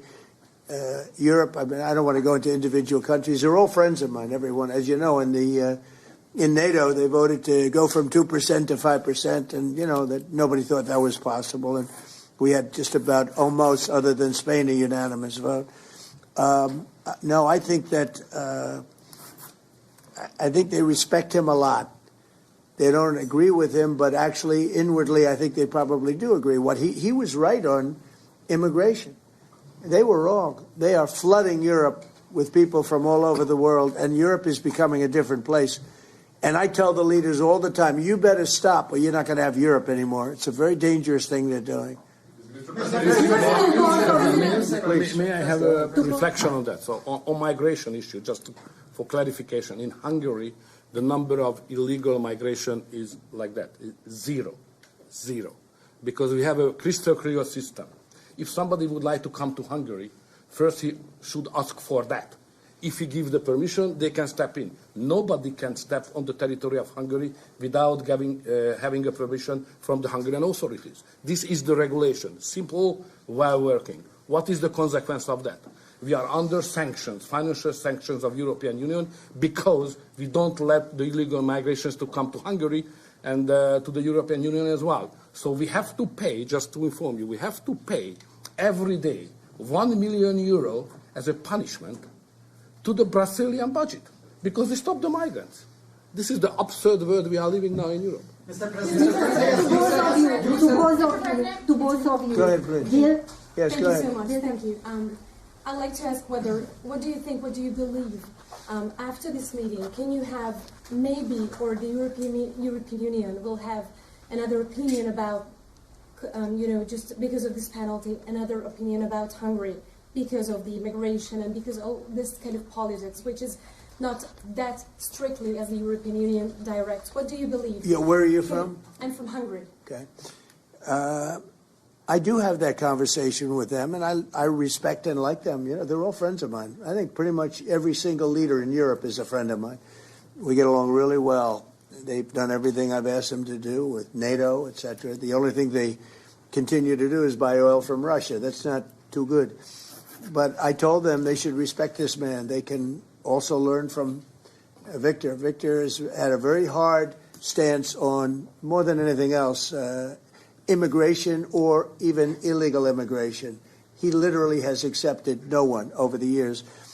Think of how much greater these countries would be if they didn't have the tremendous crime that has come in with the immigration. People just flowing into Europe. They've got to stop it. And not only stop it, they have to reverse it. They have to get them out. We've done that here. We have 0 people coming in now. The borders are closed. We take people, but we take them legally. But we've done it very strongly, and we're moving hundreds of thousands, millions of people out. We had, of the 20 million people, 25 million, nobody knows even what the number is. They never knew. Biden had no idea. He had no idea. I don't believe he had any idea what was happening, because he wasn't about open borders. But we had open borders, and we had millions of people come in, and they were coming in from jails. They were coming in from mental institutions. They were coming in as drug dealers. We had 11,888 murderers. Half of them committed more than one murder. We're getting them all out. We're getting them out. He doesn't have that problem. but Europe does have that problem. Other parts of Europe have that problem. So, I tell them all the time, I stick up for Viktor Orban. Not a lot of people do because in many cases they're jealous. They wish they did what he did. They would have no problems if they did what he did. And I have a bigger heart than anybody, but, they've destroyed some of those countries. Some of those countries had no crime 10 years ago, and now they have quite a bit of crime. And I would say that I don't know anything about your crime levels, but I would imagine they're very low. Down. Huh? Very Not down. too high, right? No, it's very down. One of the best in Europe. I had a feeling. Sorry, may I have one remark? Sure, please. No. Just a clarification as well.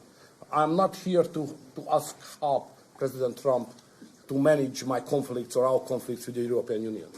This is our matter, so we will do it.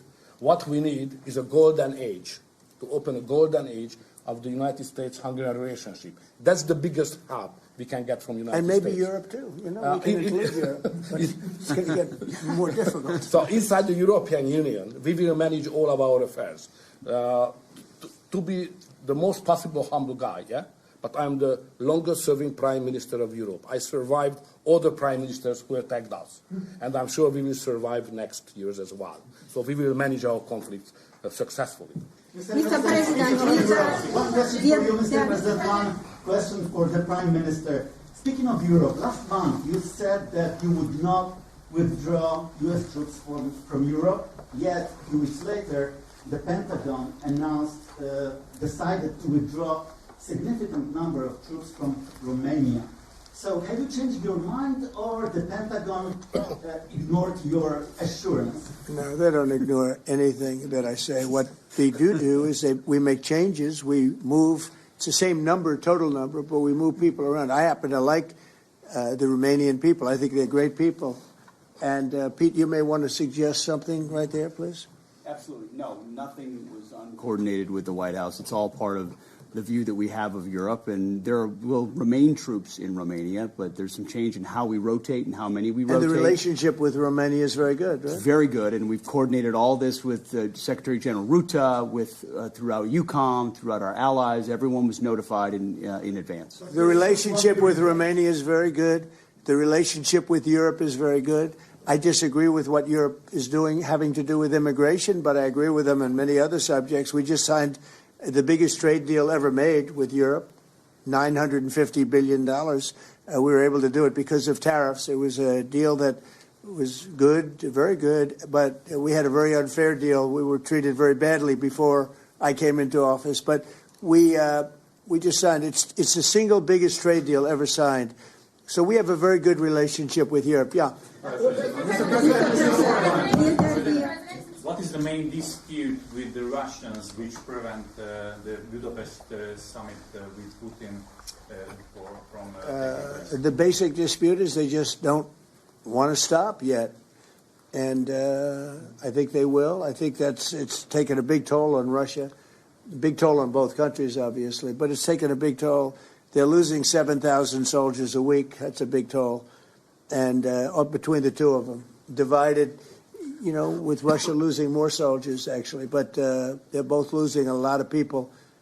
And that's the primary thing that, with me, it's not economic, it's not money. In fact, we don't spend any money. We send it to NATO. They pay us for our missiles and for our military and everything else. We don't.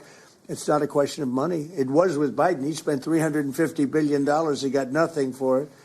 The war would have never happened. If I were president, the war would have never happened. I think you would agree with that. This war would never have happened if I were president. It's stupid that it happened. But it did happen. I inherited the war, and I think we're going to get it ended. Not too distant future. Yes, please. So no question that if that time the name of the United States president would have been Donald Trump, there would be no war between Ukraine and Russia. That's clear. But what we are speaking about here is more than that, because without the pressure coming from the United States government, I'm speaking 2022, the Europeans would not take that hard line what they have today on the war. Remember that big countries of Europe rejected to be involved more than just sending some, humanitarian issues. So the pressure coming from the United States to be more pro-war in Europe. So that's That's the fact of the history anyway. So we have to restore something which was ruined and created from here, and that's the reason why I understand absolutely the devotion of the president now to do everything to stop the war, because that would be not that deep without the previous government pressure from here. So the reason why I'm here to be as much as helpful I can to contribute to the peace efforts of the president, because that was an enormous mistake what we have done, the Western world several years ago, and we have to stop it, and it's common responsibility. Biden actually... That is the Hungarian Prime Minister alongside President Donald Trump taking questions from reporters right now. We are standing by waiting for CFO Blaise Ngolia to begin speaking in the city of Orlando. We're going to take a quick break here on Fox 35 News Plus, but we'll be right back.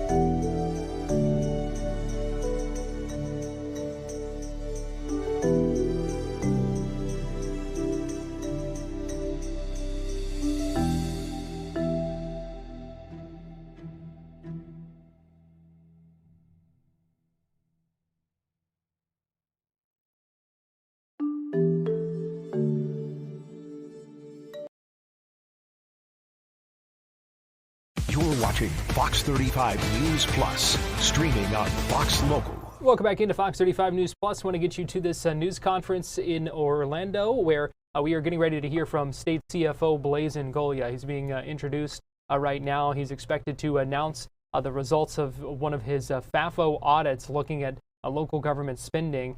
This one looking at the city of Orlando. So let's go ahead and listen in as he announces these results.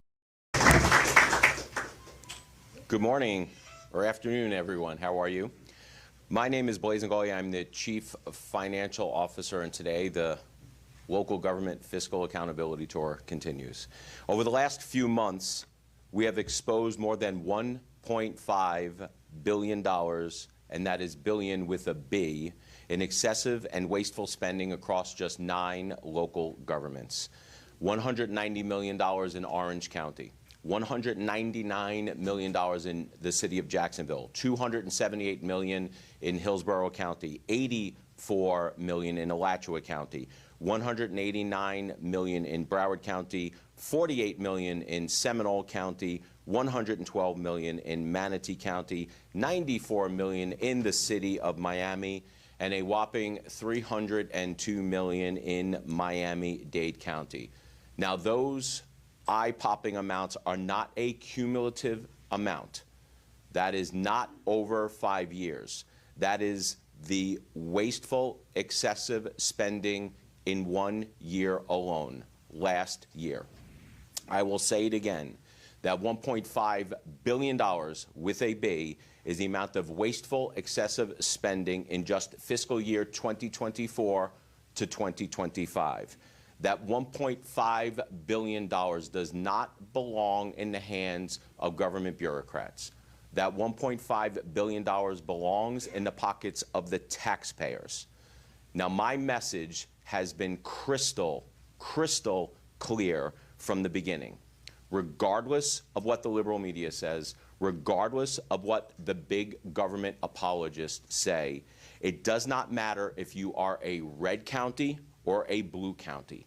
It doesn't matter if you are a red city or a blue city. We are going to treat everyone, each local government, the same, because honestly, I don't care if you are a Democrat or a Republican or an NPA.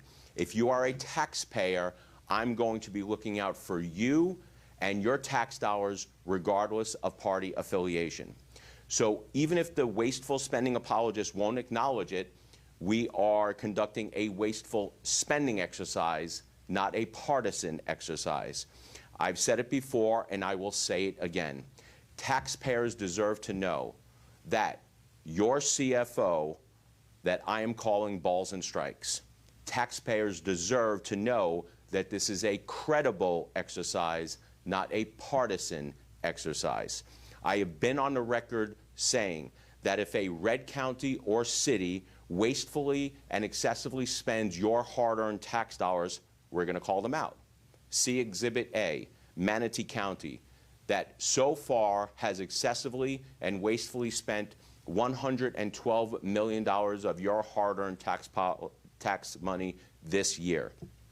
I've been on the record saying that if a blue county or a blue county or city did a good job restraining spending and keeping government somewhat in check, we're going to acknowledge them.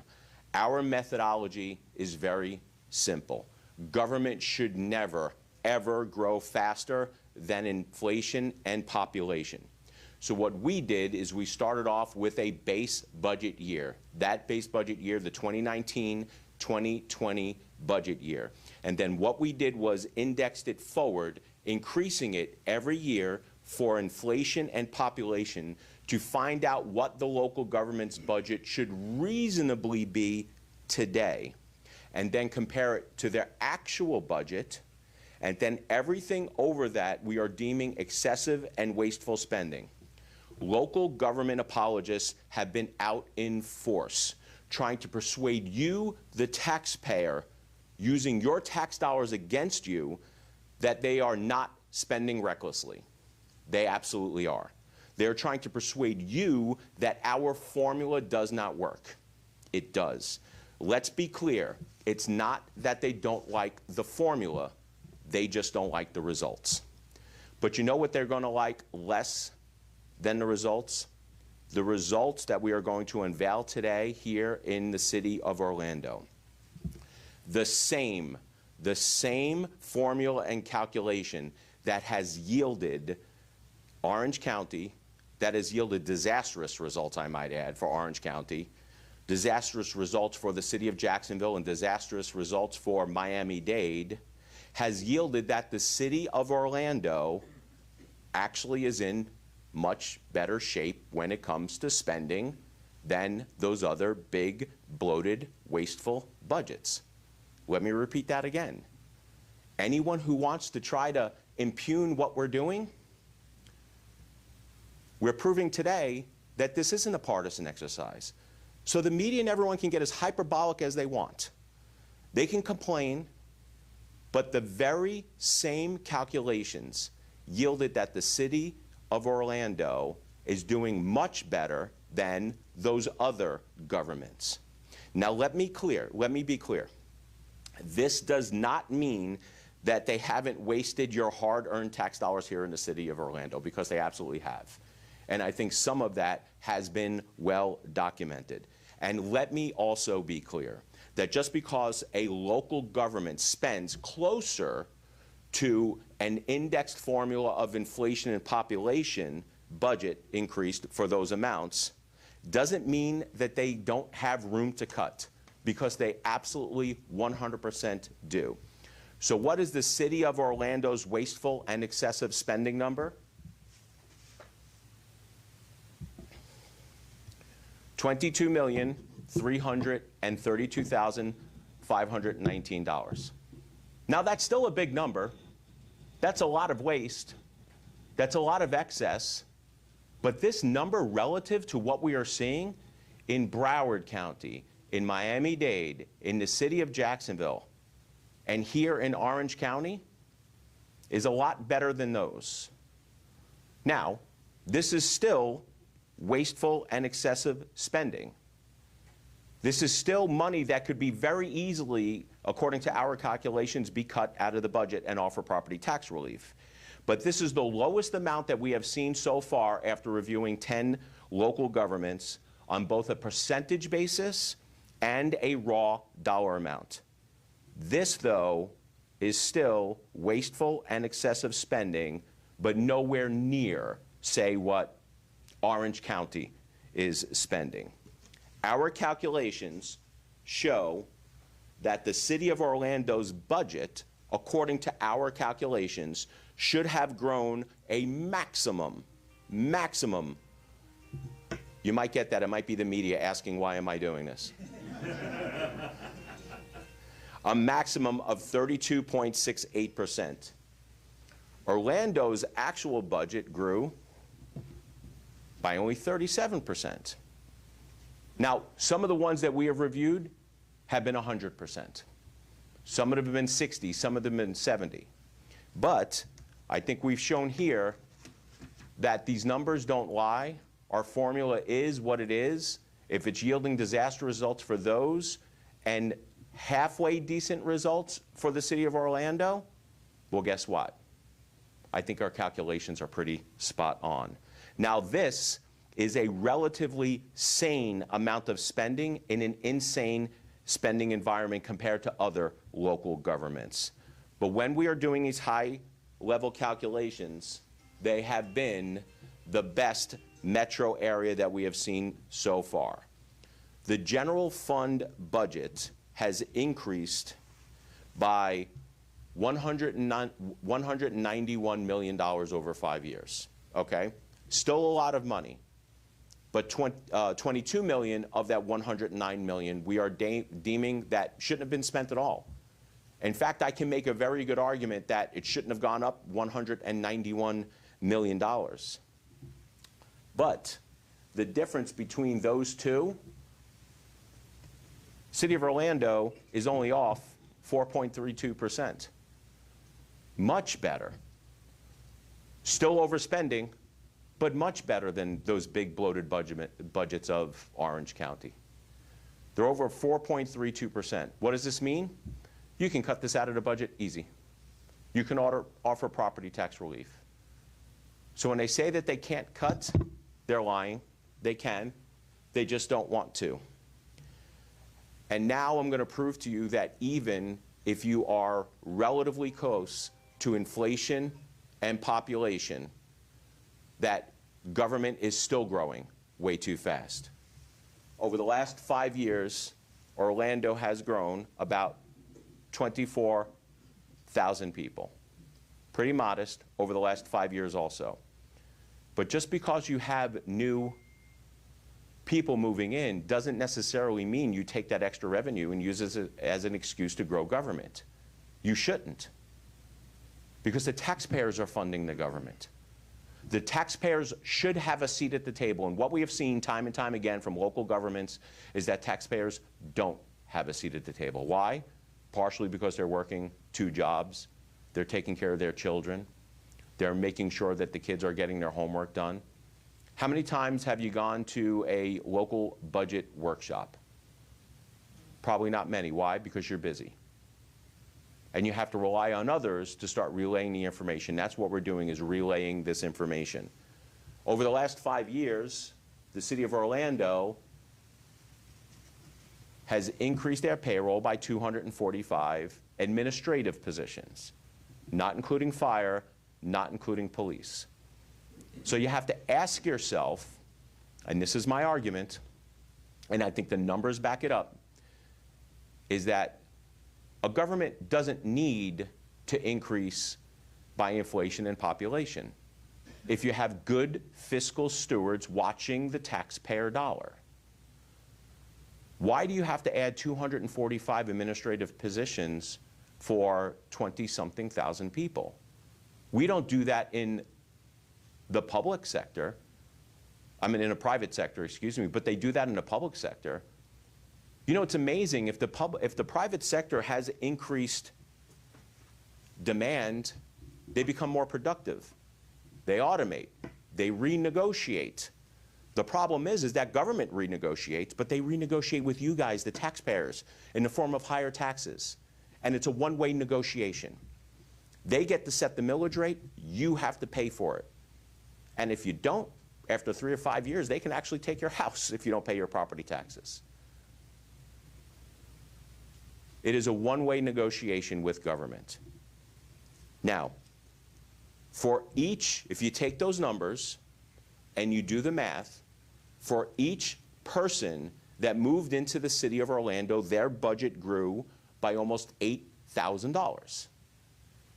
For every family of 4 that moved into the city of Orlando, their budget increased almost $29,000.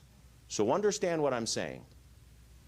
The city of Orlando, which has excessively and wastefully spent $22 million, nowhere near what we've seen from the other governments. Nowhere near. They are holding the line relatively close to inflation and population growth, but they're still spending $29,000 for every family of 4 that comes into the county.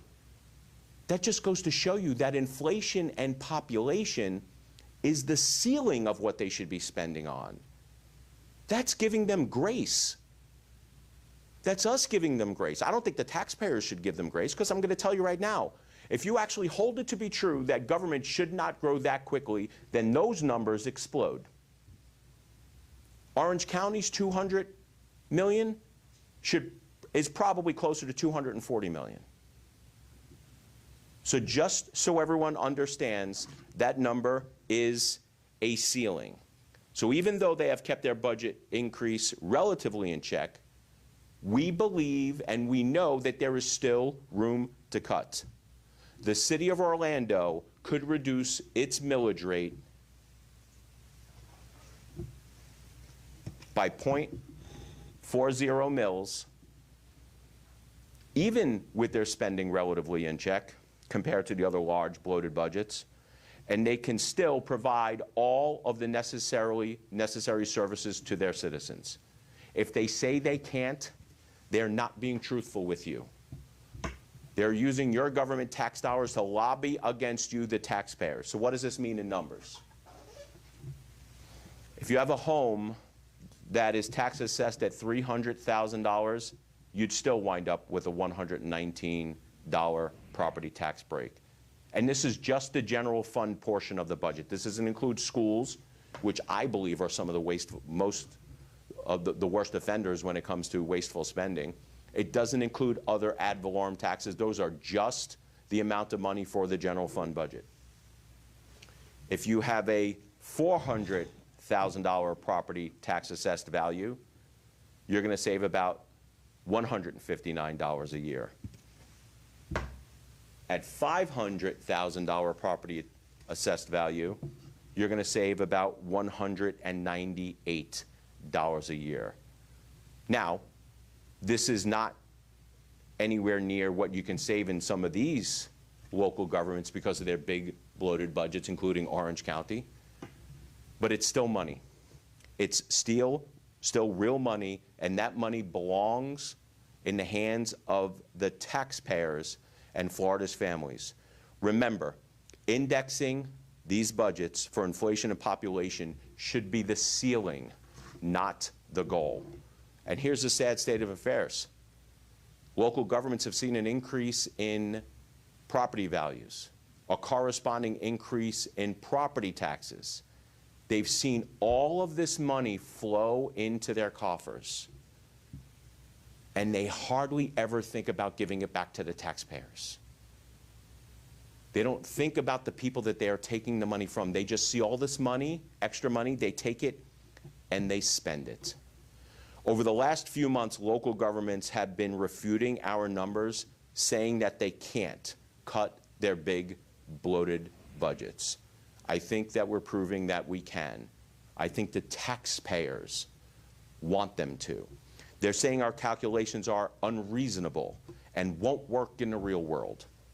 The same calculations, the very same calculations, the very same methodology that we used on the city of Orlando, we used on Orange County, the city of Jacksonville, Miami-Dade County, with vastly different results. According to the same calculation, the city of Orlando and Mayor Dyer have been relatively good stewards of the taxpayer dollars. They've been somewhat restraining government growth. So my question to Mayor Demings, Mayor Deegan, and Mayor Cava, who have all claimed it is impossible to do what the city of Orlando basically did, is this.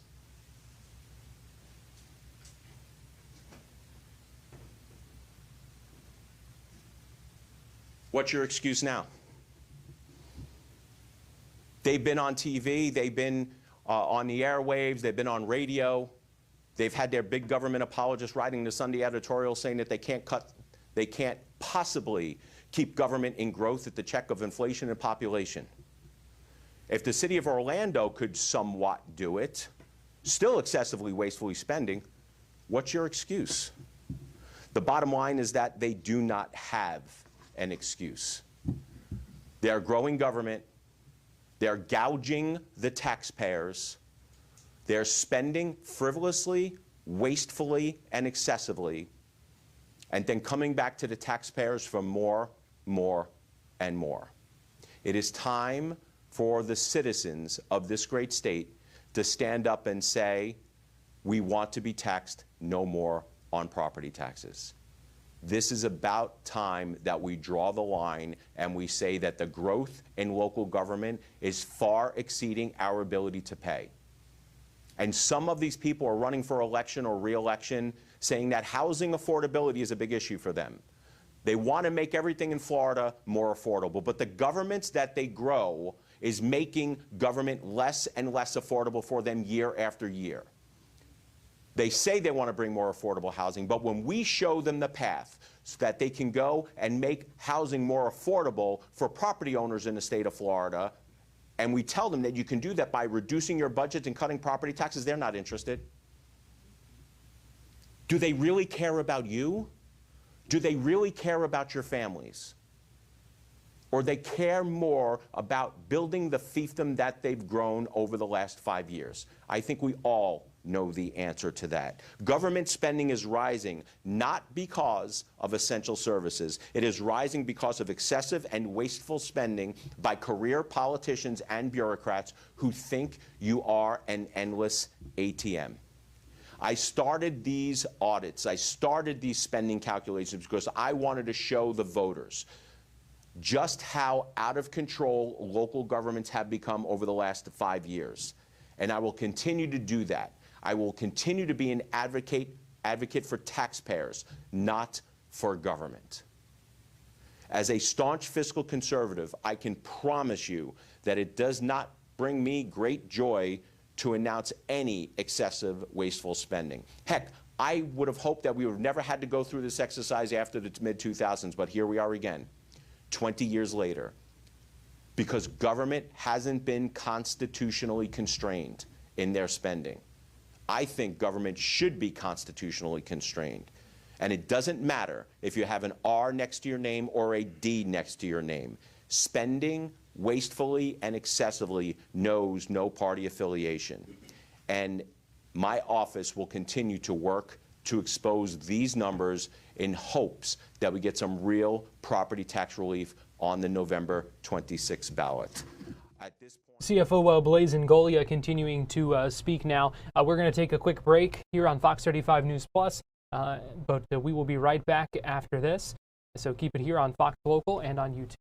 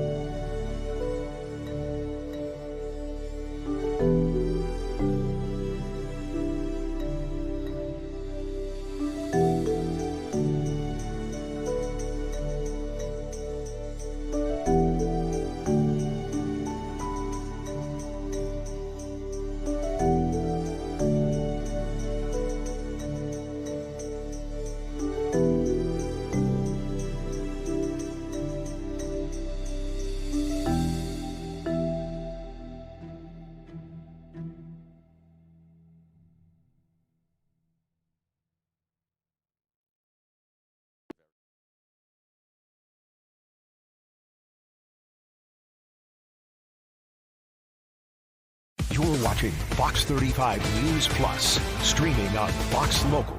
Welcome back into Fox 35 News Plus. CFO Blaise Ngolia continuing to speak in Orlando, getting ready to bring up another speaker here.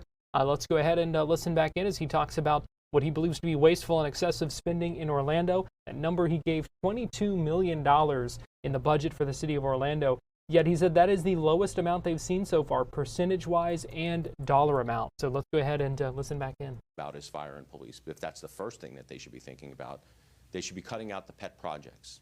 They should be cutting out the high-paid consultants. They should be cutting out these payments to nonprofits where the CEOs and the directors are making $300,000, $400,000, $500,000, $600,000 a year. They should cut out middle management egregious salaries, where administrators and middle management are making $300,000, $400,000, $500,000. Government can cut. They're choosing not to. And they're lobbying against you, the taxpayers, who are footing the bill for the existence of government itself. Sometimes we need to remind them that it's not their money, it's our money. And next is David Santiago.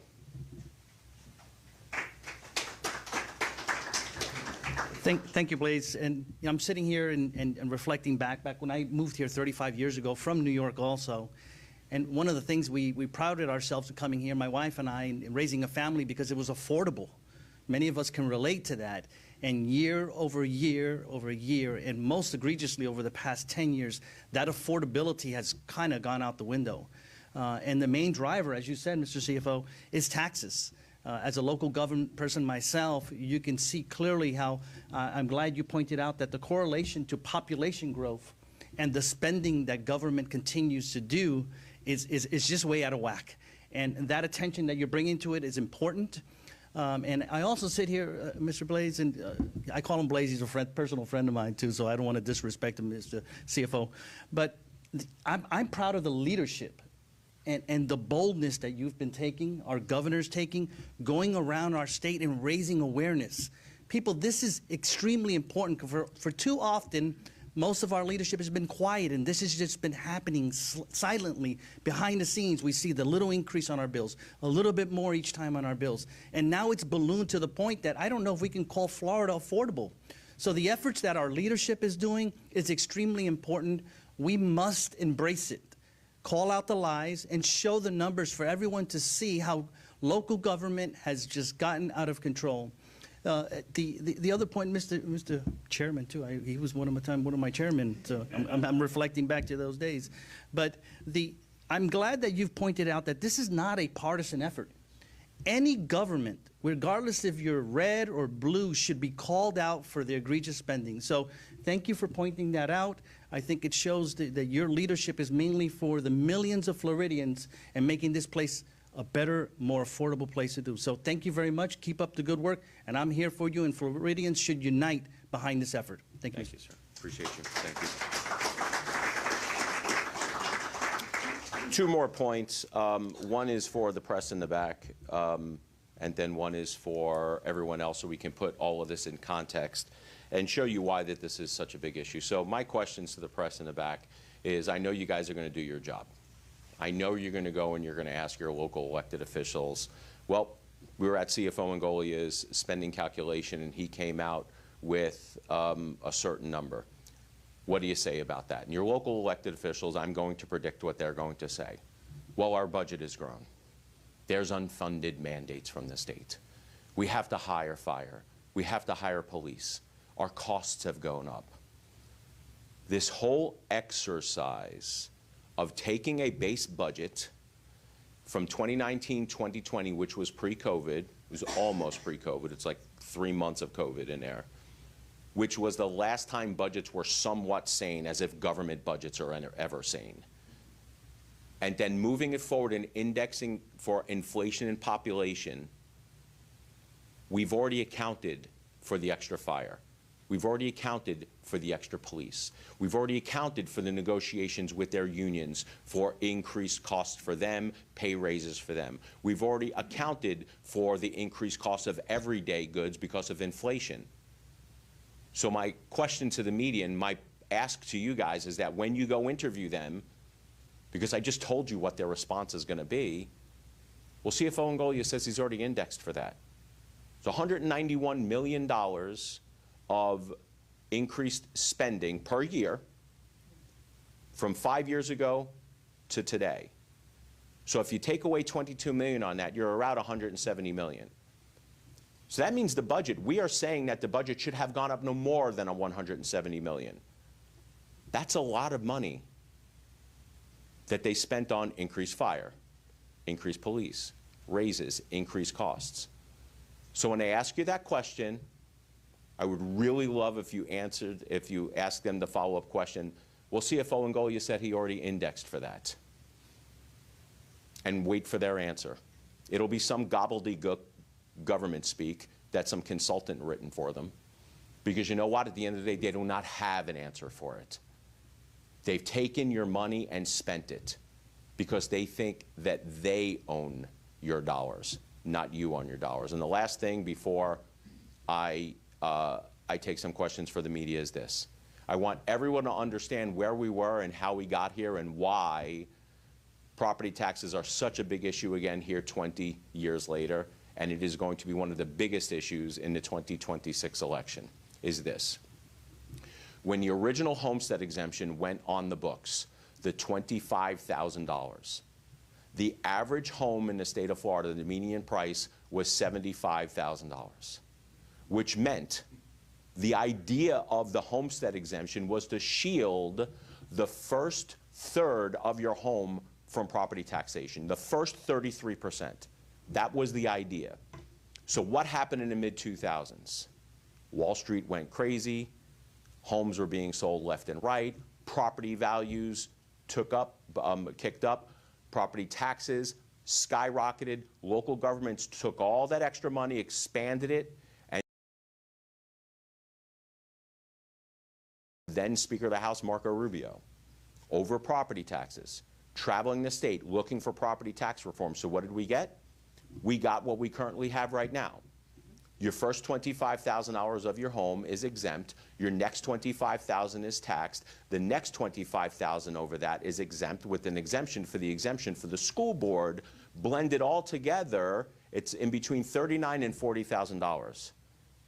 Before, it shielded about 33% of your home from property taxation. That scheme that we have right now only shields about 9% of your home from property taxation. That's why you are feeling the pinch. That's why we're having an affordability crisis here in the state of Florida as it relates to people going to buy homes. If you are someone who is in between 20 and 30 years old, 20 and 35 years old, I feel sorry for them. Because the opportunity of the American dream in purchasing a home here in the state of Florida is getting out of hand. Now, there are things that we can do with government. There are some things that we cannot do with government. Some of it is market-driven. But we can do something about property taxes. If the whole idea of a homestead exemption was to shield your property from taxation, then why are we only shielding 9% now? It is absolutely out of whack, and that's why the governor and I are calling for property tax reform. Questions from the media? Yes, ma'am. I knew you were going to bounce up first. How are you?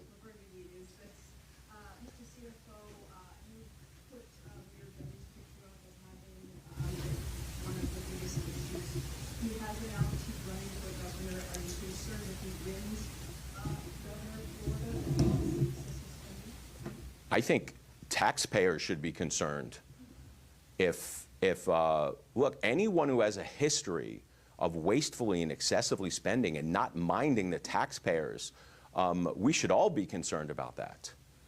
Because look, with the wrong leadership here in the state of Florida, this state could very easily turn into New York and California. And I'm going to tell you right now, I'm going to do everything I can to make sure that we do not New York our Florida. I'm going to bust my butt and make sure that does not happen.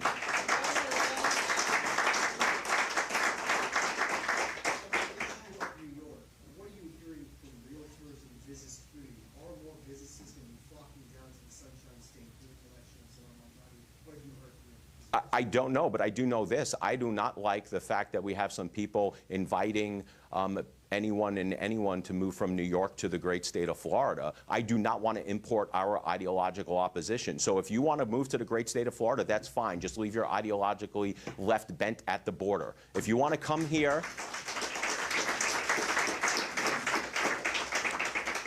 if you want to come here, be part of the community, be somewhat fiscally responsible, and have more freedom and opportunity, then by all means come. But if you're going to come here in an effort to escape something that you clearly voted for, and you turned New York City into what it was, and now you do not like what you voted for, and now you want to come here, don't turn this place into the place that you escaped from. Who else is next on the list? Are there any other more Republican majority counties and cities implemented by the same index formula? Who's next for that? So we are planning on doing these reviews, and it's going to take a while. Now, we're not going to be able to do events like this, press conferences, but our goal is to do every single government, every single taxing authority in the state of Florida, and show people how their local governments are spending. So to answer your question, yes, we are doing other ones. We are doing Republican Stronghold also. I've said that this is not a partisan exercise. This is a spending exercise. You're just going to have to sit tight until we announce the next. Mr. CFO, I believe you've done audits of most of those counties and cities, if not all of them. You talking about DOJ audits? Yes, sir. At what point do you expect to release those reports for I'm going to refer that question to Alex in the governor's office, because they're the ones that are compiling all the information. But what I can tell you is this, is that these are two separate efforts, but they run parallel to each other. And I think we've had this conversation before, just so everyone knows. The FAFO audits are looking at overall spending and how much government has grown over the past 5 years. The DOJ audits are looking for specific instances of spending. Some of them have already been released. Some of them are still under review. But for when and how and through what medium that would be released, I would have to ask you to make that request through Alex in the governor's office. And I know you said that the city of Orlando has done a relatively good job of this in the context of... Still overspending. Sure, in the context of some of the other as you looked at their budget and their spending, was there anything specific that jumped out to you that led to that? Well, the conclusion of 22 million is the calculation itself, right? But there are instances buried in those 22 millions that have that $22 million that has been uncovered by DOJ. But let me just be clear.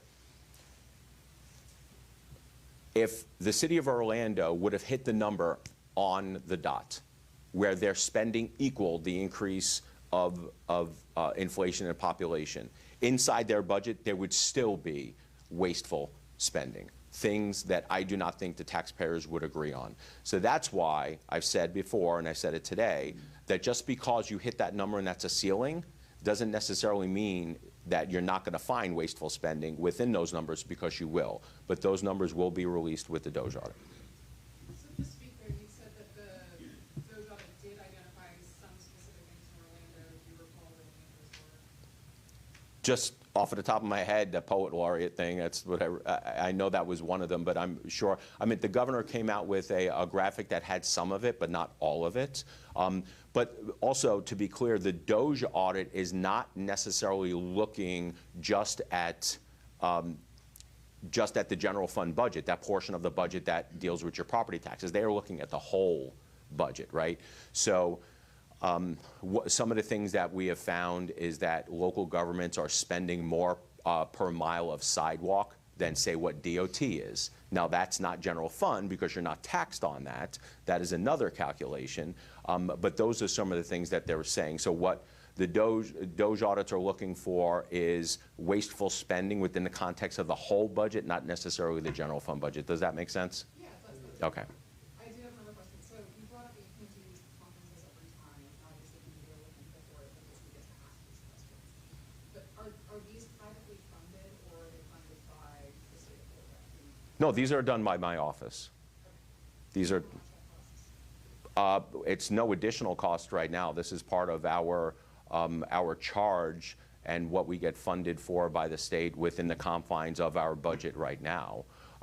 Having said that, we are looking at reorganizing our our offices to hire more auditors, to hire more local government experts, to hire more CPAs, so we can get in the weeds of some of these numbers and show some of those Doge-like calculations in the future. Because I have constitutional authority to do so. Our office has always had the ability to do so. It's my understanding it's never been used before, so all of that is under our purview. We have the people to do it right now, but we're looking to expand it because the taxpayers deserve transparency and fiscal responsibility. State CFO Blaise Ngoglia taking questions from reporters at this news conference in Orlando, where he's been discussing spending in the city of Orlando and Orlando leaders. We're going to take a quick break here on Fox 35 News Plus, but we'll be right back.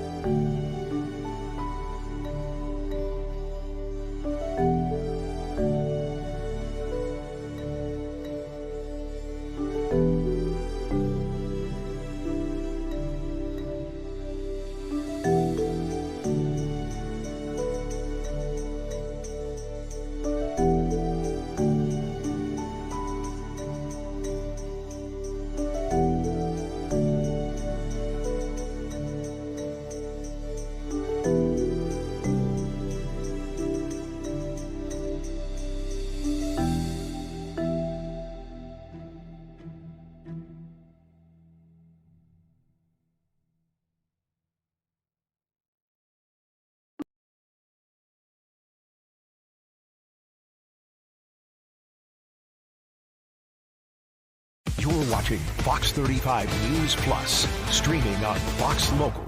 Welcome back into Fox 35 News Plus. I'm Garrett Wymer, and thanks for joining us on this Friday afternoon, live on Fox Local and on YouTube. It is a big game tonight for the UCF Knights, or should I say the Citronauts. That's what they'll be taking the field as in the annual Space Game this year, playing against the Houston Cougars tonight at the Acrisure Bounce House. Joining us live now to talk about this game, Sean Green. He's the host of Charge On, a UCF football podcast. And Sean, always good talking with you. We appreciate you joining us this afternoon. Always good to talk to you, Garrett. And yeah, Space Game. It's the most anticipated game of the year.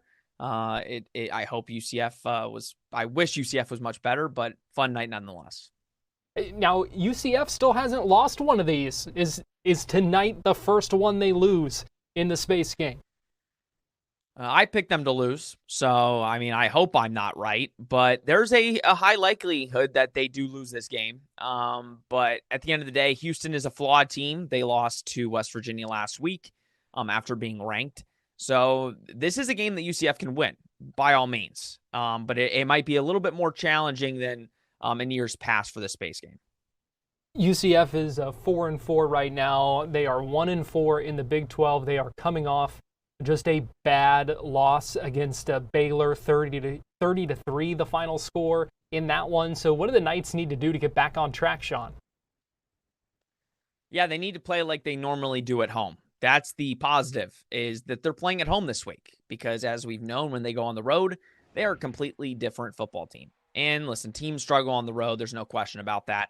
But this UCF team, being young and inexperienced, has proven that on the road they just don't play anywhere near the level they are capable of. When they are at home, they show signs of life, and you've seen that throughout the season.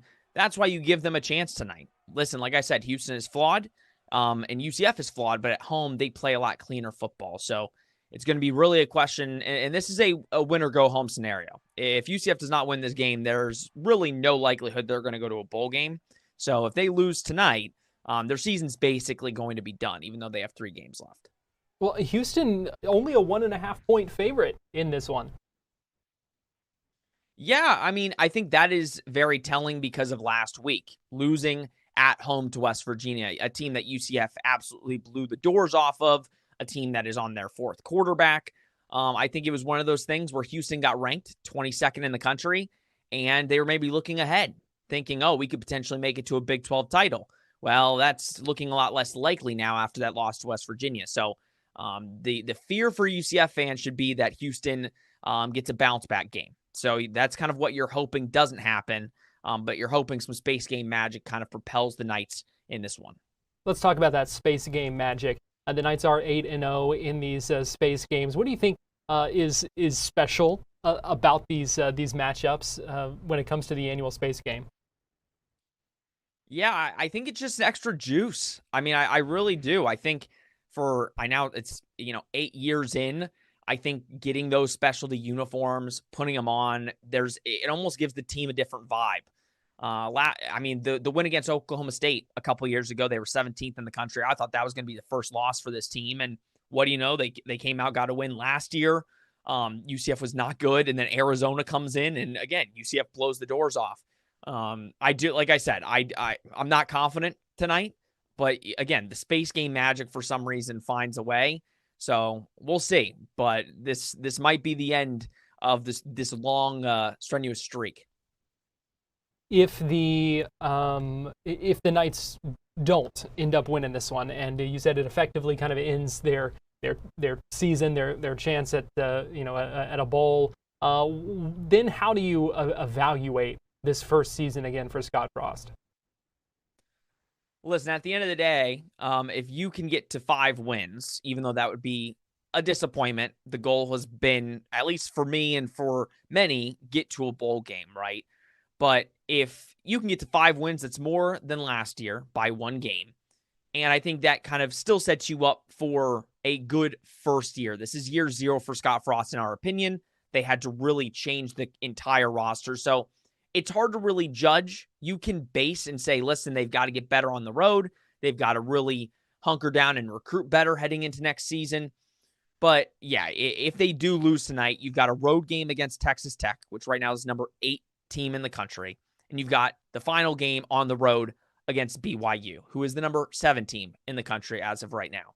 Yes, you've got the Oklahoma State game, which many are expecting UCF to win at home.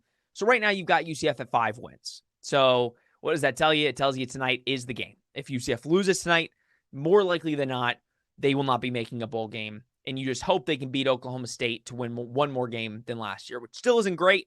But with all the things happening with this team, you kind of take it as a positive. Bottom line it for us, Sean, what are you going to be watching for tonight?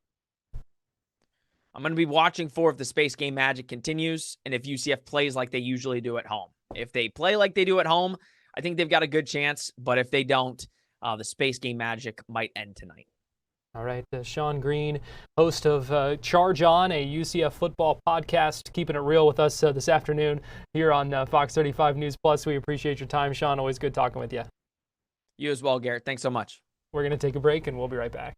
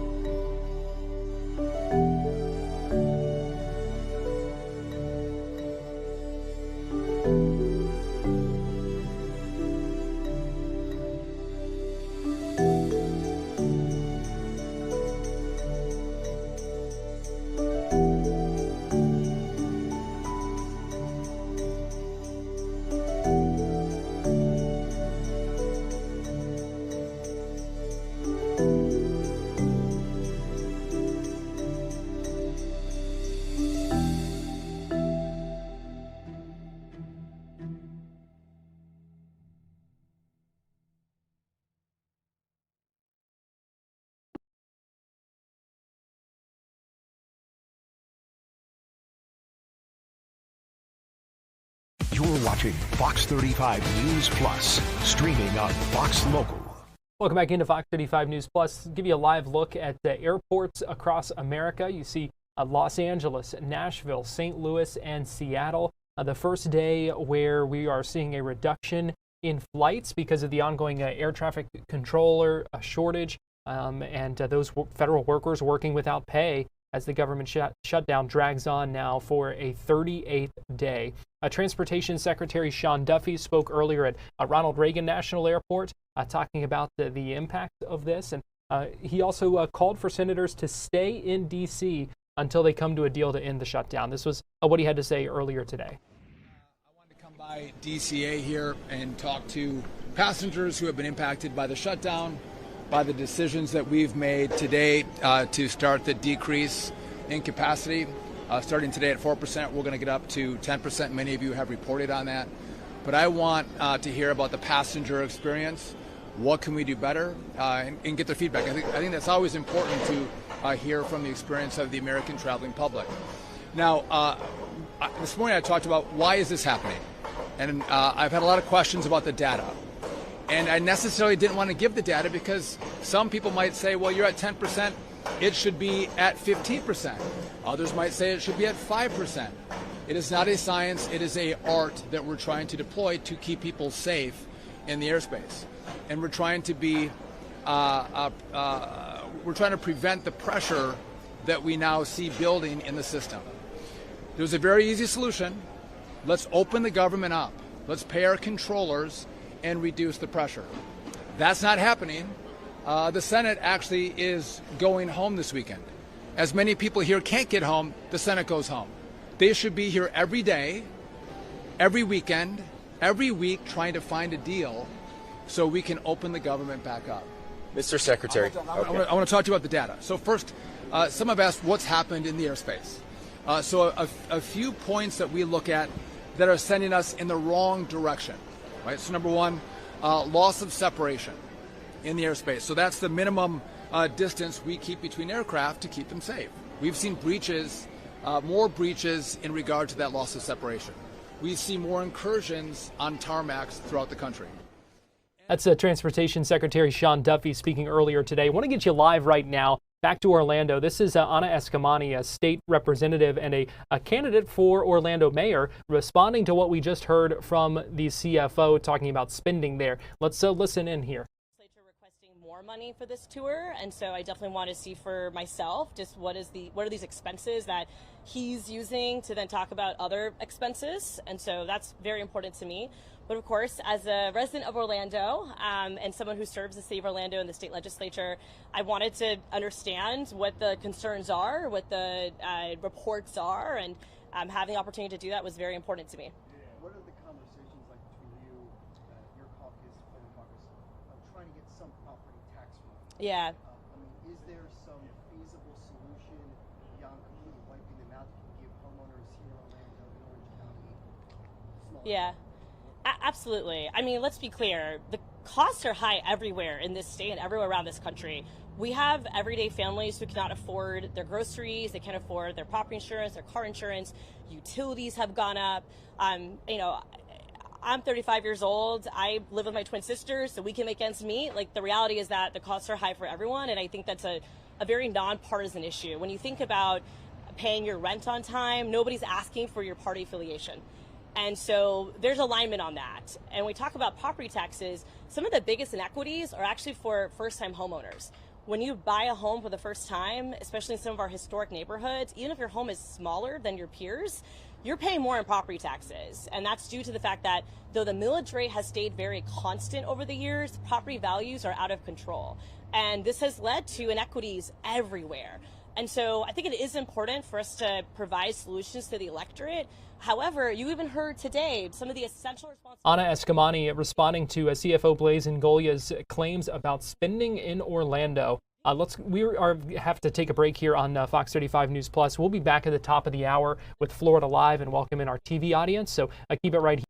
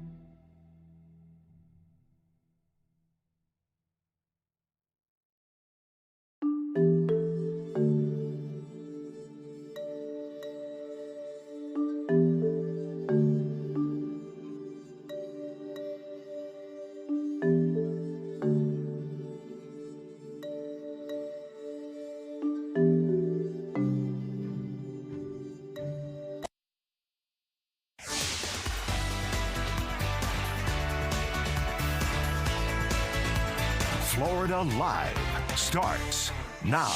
Well, good afternoon to you. Welcome into Florida Live. I want to get you straight to this news conference going on right now. This is State Representative Anna Eskamani, a Democrat from Orlando and also a candidate for City of Orlando mayor, who is responding right now live to some of the claims we just heard from State CFO Blaise Ngolea. If you've been with us throughout the afternoon on Fox Local for the last hour or so, we were listening to him talk about the results of one of his audits looking at this local government spending. He says he found $22 million in wasteful and excessive spending in the city of Orlando.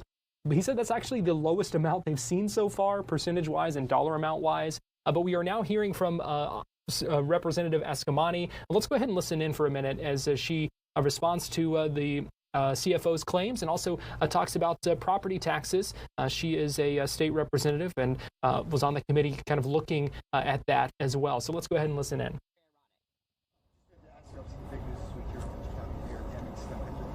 Right.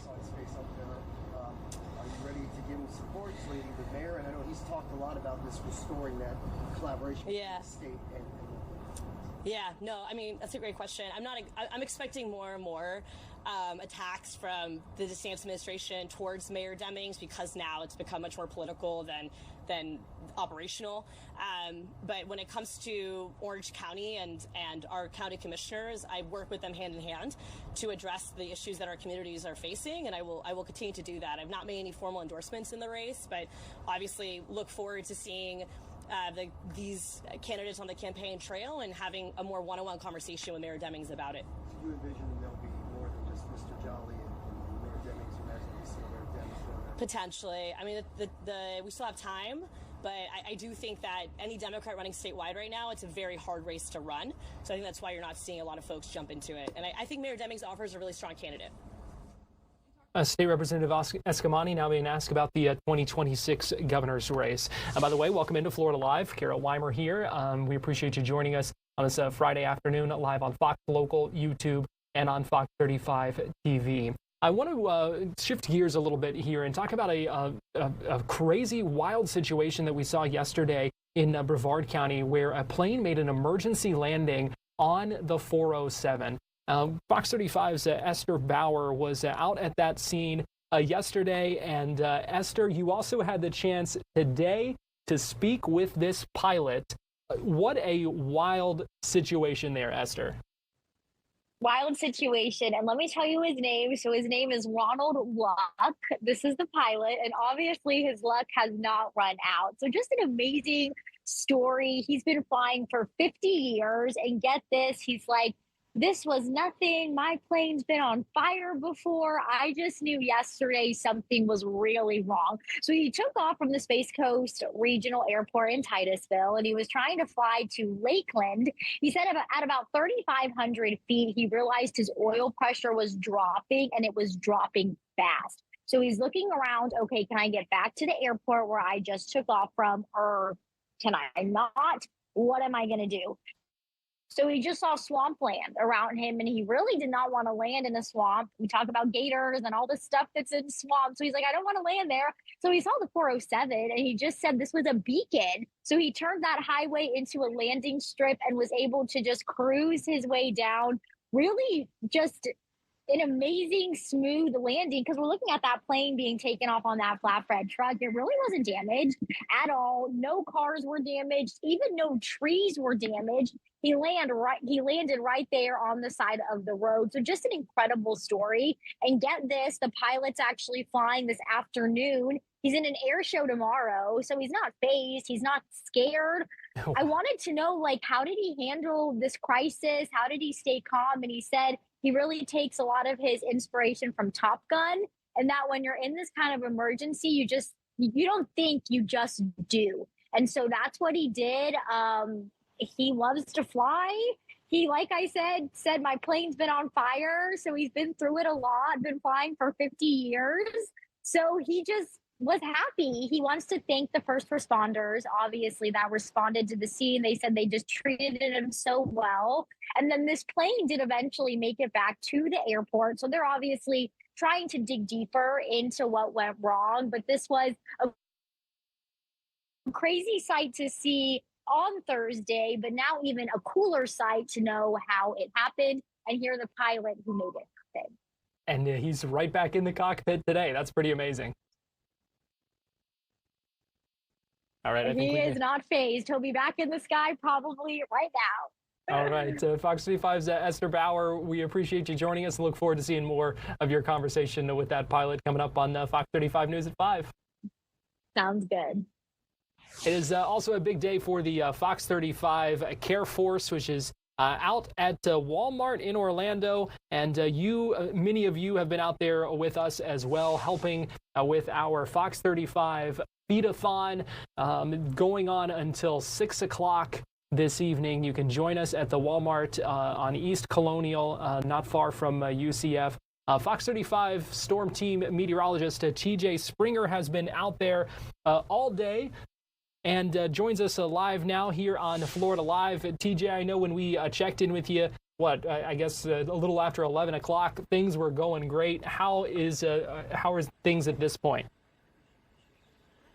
Garrett, hi.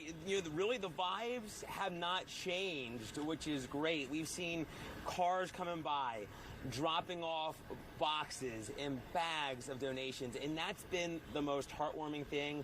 I tell you what, for the first time today, a family came up and said, and they asked what was going on, and I said, this is our Fox 35 feedathon, and we're partnered with One Heart Women and Children, and they said, how can we receive?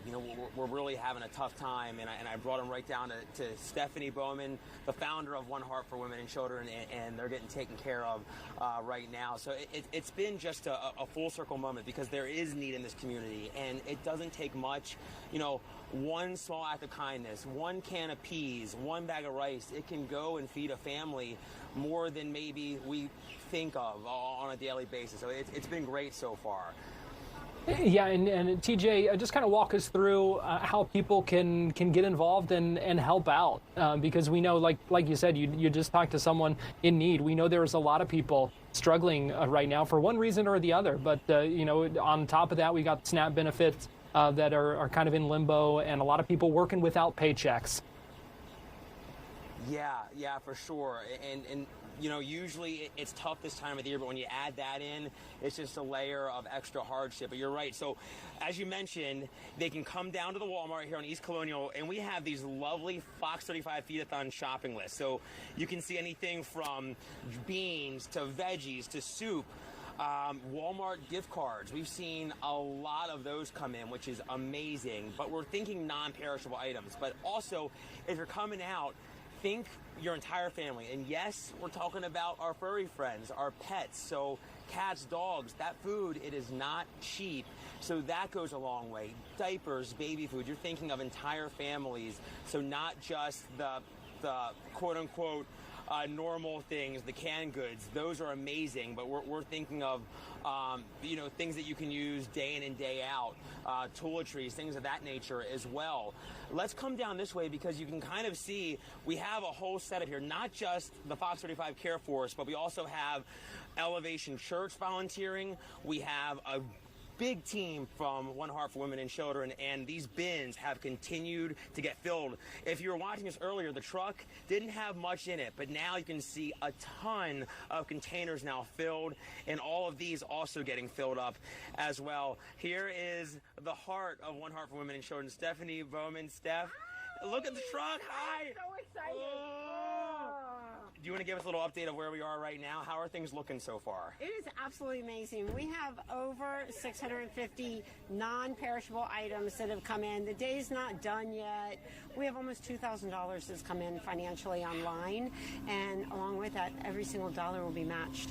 And we, for $30, we can provide a full Thanksgiving basket. So we've got Thanksgiving-themed, American Thanksgiving-themed food that we will be putting in baskets, and then we also have have food that we're literally going to be making bags and passing out in the community. Yeah, I'm That's just wonderful. So excited. I know. So excited. I know. It's great to see. I feel like the community is really showing out today, and we have many more hours. So please come by, come see us. As we said, a little light, a little hope goes such a long way this time of the year. Absolutely, and along with that, time, talent, and treasure. Yes, right? yes. If you can't maybe give, but you can give your time, that would be spectacular as well. Anything helps this time of the year, and we're going to be here just trying to make someone's life a little bit better this time of the year. Glimmer of hope. Glimmer of hope. Glimmer of hope, that's it. Garrett, it's been a great day, and there's more to come. All right.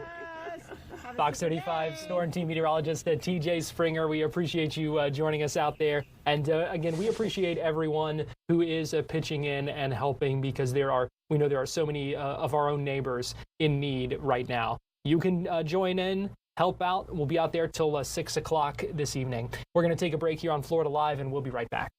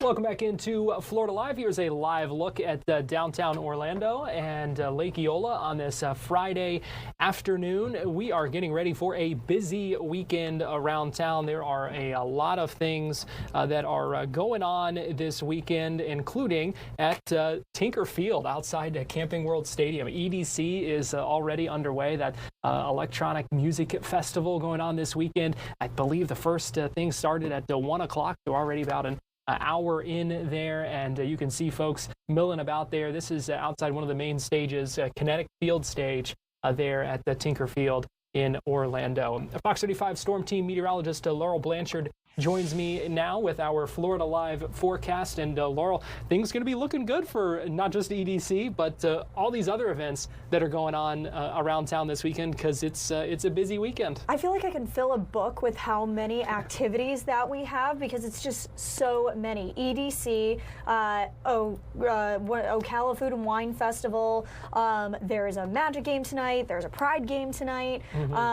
My goodness, what else? You put me on the spot, but there's so a lot of much things happening, and it's not even just here in Orlando. There's so much happening in Tampa as well. Like, the list just goes on. And this weekend, we're almost going to go through all 4 seasons in less than probably about 72 hours. Whew. That's going to be a weather whiplash. I don't even think that describes it. It's just going to be quite literally, let's hit you with warm, let's hit you with cold, and just see how you do. And that's going to make the cold feel even harsher. Yes. Because we're going to be dropping, between 40 and 50 degrees in some places in just a matter of a day and a half? Yes, and that's really what we're going to see, because right now we're seeing some warm air pushing in across the Sunshine State.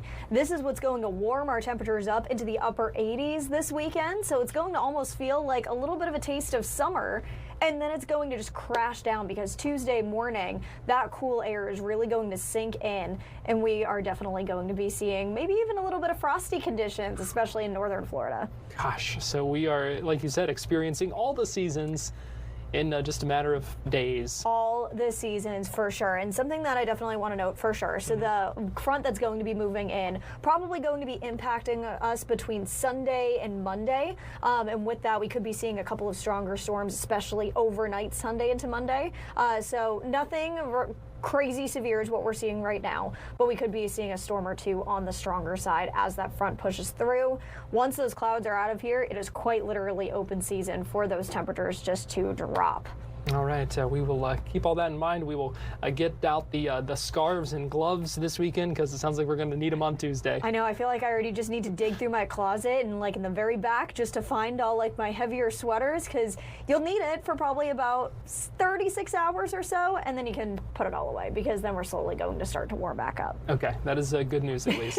Well, Fox 35 Storm Team meteorologist Laurel Blanchard, we appreciate you joining us with our Florida Live forecast. Thanks, Garrett.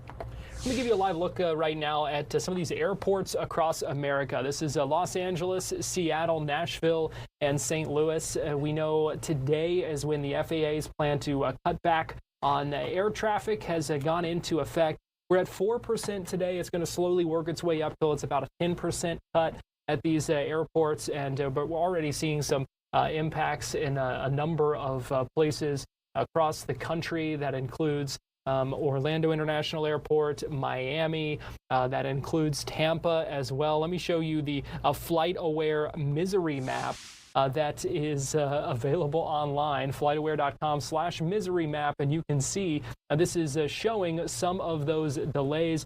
496 delays between 10 a.m. and 2 p.m., 149 cancellations as well. This is a live look at that misery map online right now, and you can see some of the ones with the biggest impacts. It looks like O'Hare in Chicago, Atlanta, a number of other airports as well with a lot of delays. So we are certainly monitoring that. We heard from the Secretary of Transportation just a little bit ago talking about the decision to implement some of these changes. And let me play a little bit of that sound for you. Here's what he said to reporters talking about the need for this and where things go now. I wanted to come by DCA here and talk to passengers who have been impacted by the shutdown, by the decisions that we've made today to start the decrease in capacity. Starting today at 4%, we're going to get up to 10%. Many of you have reported on that. But I want to hear about the passenger experience. What can we do better? And get their feedback. I think that's always important to hear from the experience of the American traveling public. Now, this morning I talked about why is this happening? And I've had a lot of questions about the data. And I necessarily didn't want to give the data because some people might say, well, you're at 10%, it should be at 15%. Others might say it should be at 5%. It is not a science, it is an art that we're trying to deploy to keep people safe in the airspace. And we're trying to be, we're trying to prevent the pressure that we now see building in the system.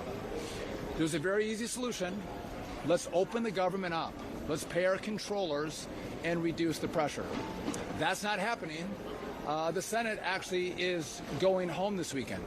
As many people here can't get home, the Senate goes home. They should be here every day, every weekend, every week trying to find a deal so we can open the government back up. Mr. Secretary. I want to talk to you about the data. So first, some have asked what's happened in the airspace. So a few points that we look at that are sending us in the wrong direction. Right. So number one, loss of separation in the airspace. So that's the minimum distance we keep between aircraft to keep them safe. We've seen breaches, more breaches in regard to that loss of separation. We see more incursions on tarmacs throughout the country. And we have more complaints from pilots about stress from air traffic controllers and more complaints about the lack of responsiveness from controllers. So that data is going in the wrong direction, not in the right direction, which made us make the decision we have to actually take additional measures to reduce the pressure in our system. I want to make one comparison. I'm getting sniped at by some Democrats. I don't like it. I didn't put us in this situation. They did. We were here 10 months ago, and I want to make a comparison only in regard to this. The FAA didn't look at the data to say there were near misses in this airspace between helicopters and fixed-wing aircraft. They didn't see the data. We learned from that. So now I'm looking at the data and seeing pressure, and we're going to take action.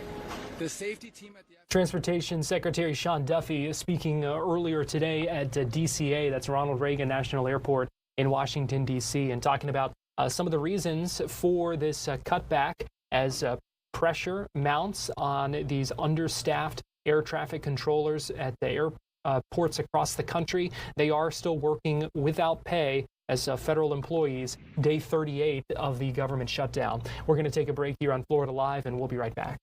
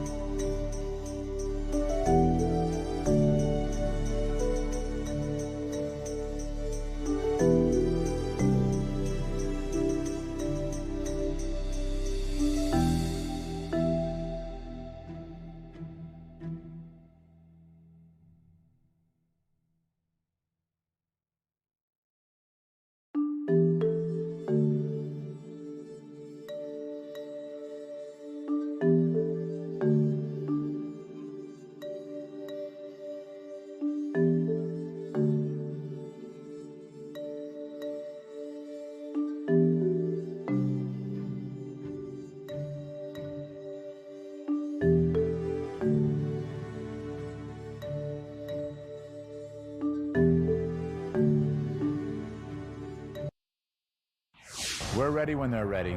When you have 8 NFL games in your town or an NFL team playing there in your stadium, it really just raises the bar for you and for the community.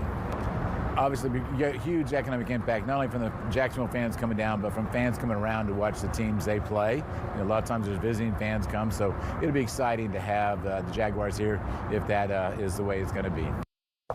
That is Alan Johnson, the Chief Venue Officer for Orlando Venues, speaking earlier today, saying we're ready when they are about the possibility of the Jacksonville Jaguars playing their 2027 home season right here in Orlando. That was after a news broke this morning from Mike Bianchi, a sports columnist with the Orlando Sentinel, writing that reporting that sources in Gainesville and in Orlando have been notified that the Jags have made that selection, and now it is just pending approval from the NFL. And we know it was between Ben Hill Griffin Stadium, the Swamp, where the Florida Gators play, and Camping World Stadium here in Orlando that would host the Jags in 2027, while their stadium undergoes some renovations and a lot of work for the new stadium there. So earlier today, I had the chance to speak with Mike Bianchi, Orlando Sentinel columnist, about his reporting and what that would mean for Orlando if we really are that close to the Jags playing here in 2027. Yeah, it's awesome. The Jags are coming to Orlando in 2027. Of course, it has to be rubber stamped by the league. The owners, the next owners meeting, I think, is in a few weeks. It's the actual Zoom meeting. So the Jaguars are hoping that that's where it will officially be approved. But the Jaguars have let everybody know they want to play in Orlando. It came down to Orlando and Gainesville, and the Jaguars want to play here. And you've talked to some sources who were able to confirm that for you. What are you hearing from your sources in Orlando and in Gainesville? Well, both of the parties have been informed. The Jaguars wanted to give everybody enough time to prepare for this. So they've informed the University of Florida and their athletic officials. They've informed Orlando officials as well. And so, yeah, it looks like all things are a go. But again, it has to be rubber stamped by the league office. But that's not going to be an issue because NFL owners love Orlando. That's why they play the Pro Bowl games here for a lot of years. So yeah, we're gonna have a football team, an NFL team in Orlando in 2027. So hopefully the Jaguars are good and contending by then. Yeah, they've got time to figure things out. That's for sure. So I want to get into this decision, and we've been talking about this for a while about the chances of this. We knew kind of the two finalists were the Swamp or a Camping World Stadium. What do you think was the big factor here in Orlando? Kind of getting this selection. Well, the fact that we are refurbishing our stadium, $400 million in renovations. It's going to make it more like an NFL stadium. When the Jaguars move in here in 2027. So the stadium, the market, the amenities, and the fact it certainly doesn't help Gainesville that the Swamp, Ben Hill Griffin Stadium, is going to be undergoing its own renovations, which are starting in April of 2027. Now, Mark Lamping, the president of the Jaguars, said we could still play there in 2027 in Gainesville because the renovations are going to start on the outside of the stadium. But there's going to be a lot of construction there, a lot of dust, all that sort of stuff.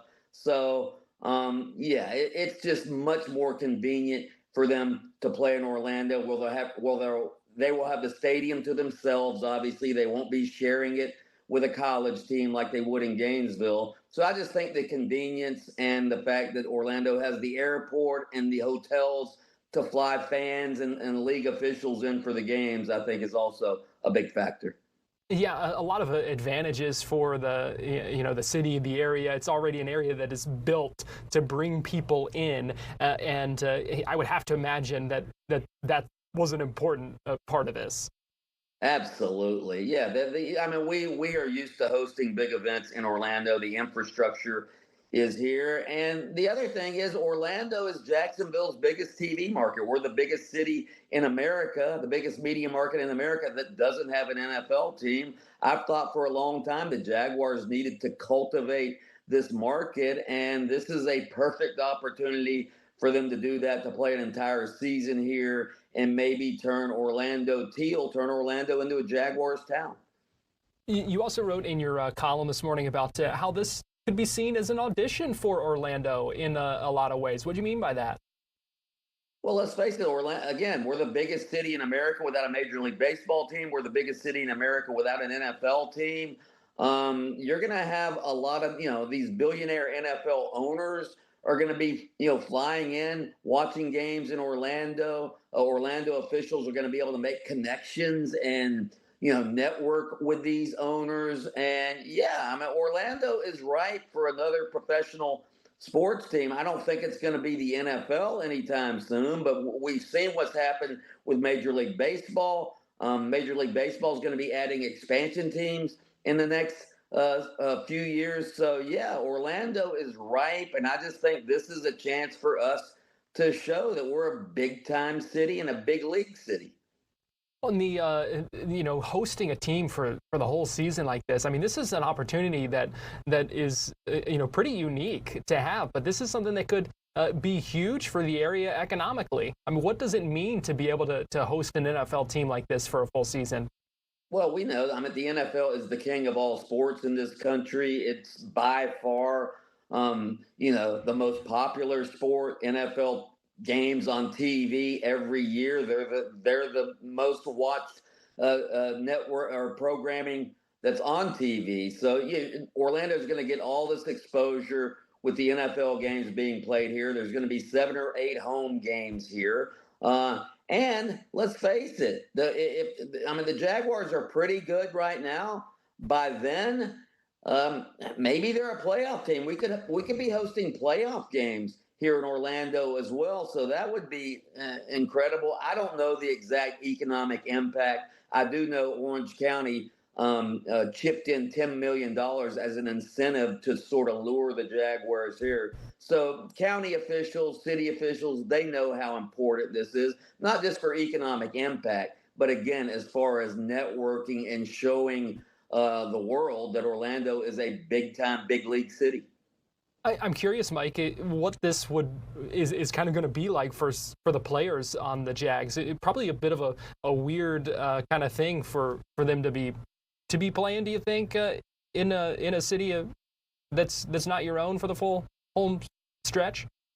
Yeah, probably. I would assume so. But again, it's a couple hours on a bus to get down here. I don't know when they'll probably arrive on a Friday. I would assume bus down here on Friday. The good part is it's going to be their stadium. I mean, they're going to be the major tenants in the stadium for 2027. So they can have their walkthroughs at the stadium and all of that. There's no conflict with anything else. So in that respect, it'll be like a second home to them. They'll be familiar with the locker rooms and all of that stuff. So it won't be like playing at Everbank Stadium up in Jacksonville, but it'll be a second home for them.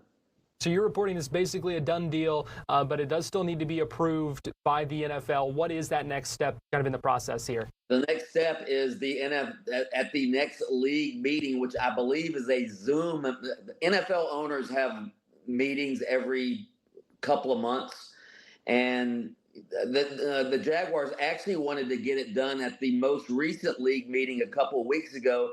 That didn't happen because there was a lot of other stuff on the docket. So they hope it's going to be done at the NFL owners meeting, which is a Zoom meeting in mid-December. So hopefully that'll be when the official announcement comes. And it would seem to be that there would be a lot of advantages in being able to officially announce that as early as possible.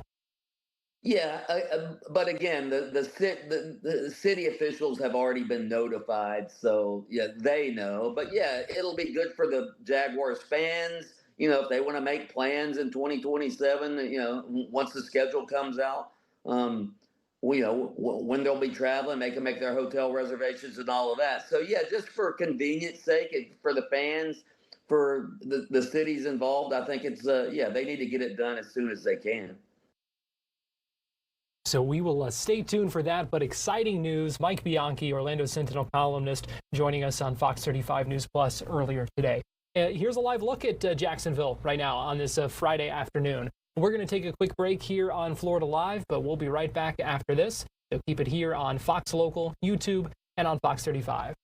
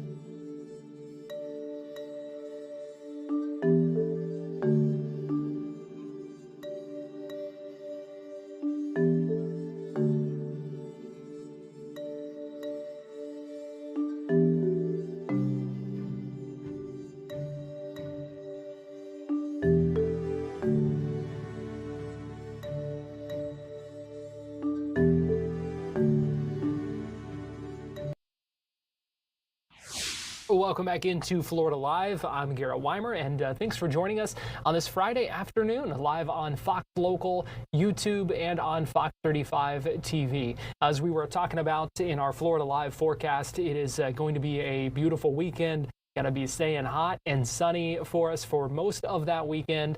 And so you might have some outdoor plans. There's a lot going on this weekend, and you can also might have plans to go to the theme parks. And so we want to bring in Drew Smith. You know him as Drew the Disney Dude, to talk to us about some of the new things that are going on at Disney. And Drew, always good talking with you. We appreciate you joining us this afternoon here on Florida Live. Yeah, thank you guys for having me on. We got our final big opening for 2025 at Walt Disney World, so figured it's a perfect time to remind everyone about all the new things and even what's still to come in the years ahead. Yeah, let's talk about that, because we have talked about it quite a bit leading up to this, and that is the Zootopia show at Disney's Animal Kingdom. What do people need to know about it? Yeah, like you mentioned, I'm sure that everyone's like, we're talking about Zootopia again, but I just wanted to remind everyone that it's now officially open. You know, we've talked about it so much, but now that it's open, you can just walk into Disney's Animal Kingdom, head into the Tree of Life Theater, and watch the show. There's no virtual queue. It's on standby and a part of Lightning Lane Multipass, so it's pretty easy to experience the show. Even this morning, on its official opening morning, there was a ton of people at the park, but because this is a big theater, it's quick. It's a 9.5-minute long show, so the people move through very quickly, and I had a great experience just watching the show itself. Not really much else there with the show. Just go enjoy it. Go into it with an open mind is what I'm saying, because it's a 4D experience, and just even through these videos, you can't really experience the 3D effect or all the things happening around you. So I enjoyed it in person a lot more than from the videos I saw, and there's even some other things with Nick Wilde and Judy Hopps at the park as well. I've got to ask you, Drew, because I've seen some mixed reception to the show on social media. Yeah, I have too. And that's why I did want to mention that even whenever Walt Disney World first shared that video, I'm like, I'm not sure about this one. But just being there, there's things that are in the theater that were never there before. There's actually some brand new effects. And all of the effects from It's Tough to Be a Bug, like those little bugs running under your seat, they brought that back and incorporated it into this new story. With Hopper before in It's Tough to Be a Bug, there was that giant can of bug spray. That effect is still there, but it's not bug spray anymore. It ties into what's happening in this show now. Personally, I don't know if like the diehard Disney fans and the locals are going to love it as much as It's Tough to Be a Bug. I also feel like It's Tough to Be a Bug was liked kind of just because it was grandfathered in and a lot of people grew up with it. Whereas this show is not aiming towards that, if that makes sense. This is very much for the current generation of kids and families visiting Walt Disney World. Just also from being there today, I saw better reactions to this show than I ever saw with It's Tough to Be a Bug, with the exception of closing day, just because closing day is always fun and everyone's coming out to say their goodbyes. But the kids were laughing today, whereas when I saw It's Tough to Be a Bug, they were screaming at the spiders falling down. So is it my favorite thing? Is it even my favorite 3D show at Walt Disney World? No, I think I still prefer Mickey's PhilharMagic over a Magic Kingdom. Muppet Vision 2 was awesome when it was here, but I just look at it through an objective perspective, and knowing that families are going to come to Animal Kingdom and say, oh, hey, Nick and Judy show, let's go check that out. I think that what I'm really curious about is if Disney gets that internal data from the guest feedback, and that's the big thing that I'm looking for. I kind of compare it to Rotten Tomatoes, where we have the critic score and then the popcorn score. I'm not necessarily concerned about the Walt Disney World critics, even myself. I'm more curious about what does the general family visiting Walt Disney World think about this one, and we probably won't know that for a few months. Well, and that's a good point, because that's that's kind of what it's all about anyway. And like you said, it's certainly a little bit of a vibe shift, especially for the kids who might seem to enjoy this a little bit more. Yeah, for sure. And again, there's lots of valid criticism and feedback. And honestly, I think that's a good thing, because if we were always being positive and perfectly, going with what Disney is saying and never criticizing anything, well, these parks can't really grow and they can't make improvements. For example, whenever Happily Ever After got replaced, people were very, very vocal about that. Sure enough, Happily Ever After came back. With the Harmonious barges in Epcot a couple years ago, people didn't like them. They got rid of them. So there are times when the fans are right. But from what I saw today, with how long the line was, with how much the kids were laughing at the water effects and just seeing these characters, I think they did a fine job with it. But again, I'm more curious on if Disney talks about what the general family thinks in the months ahead, because there are times when they talk about those things. For example, with Country Bear Musical Jamboree over at Magic Kingdom, that opened last summer, and then earlier this year they said that it went from the lowest ranked attraction in the park to the top 5 because of that reimagining. So I'm assuming this could be similar, but only time will tell. Yeah, going to be interesting to see. But it's not just the Zootopia show. There's also a meet and greet. Some of those characters hopping around. Yeah, so right next to the entrance to the attraction, this is where Doug and Russell from Up used to meet. They've completely transformed that space. Now it's Nick Wilde and Judy Hopps in their outfits from Zootopia 2. Pretty cool kind of with the show and this meet and greet where they're wearing their outfits from the upcoming movie that doesn't release in theaters until November 26th.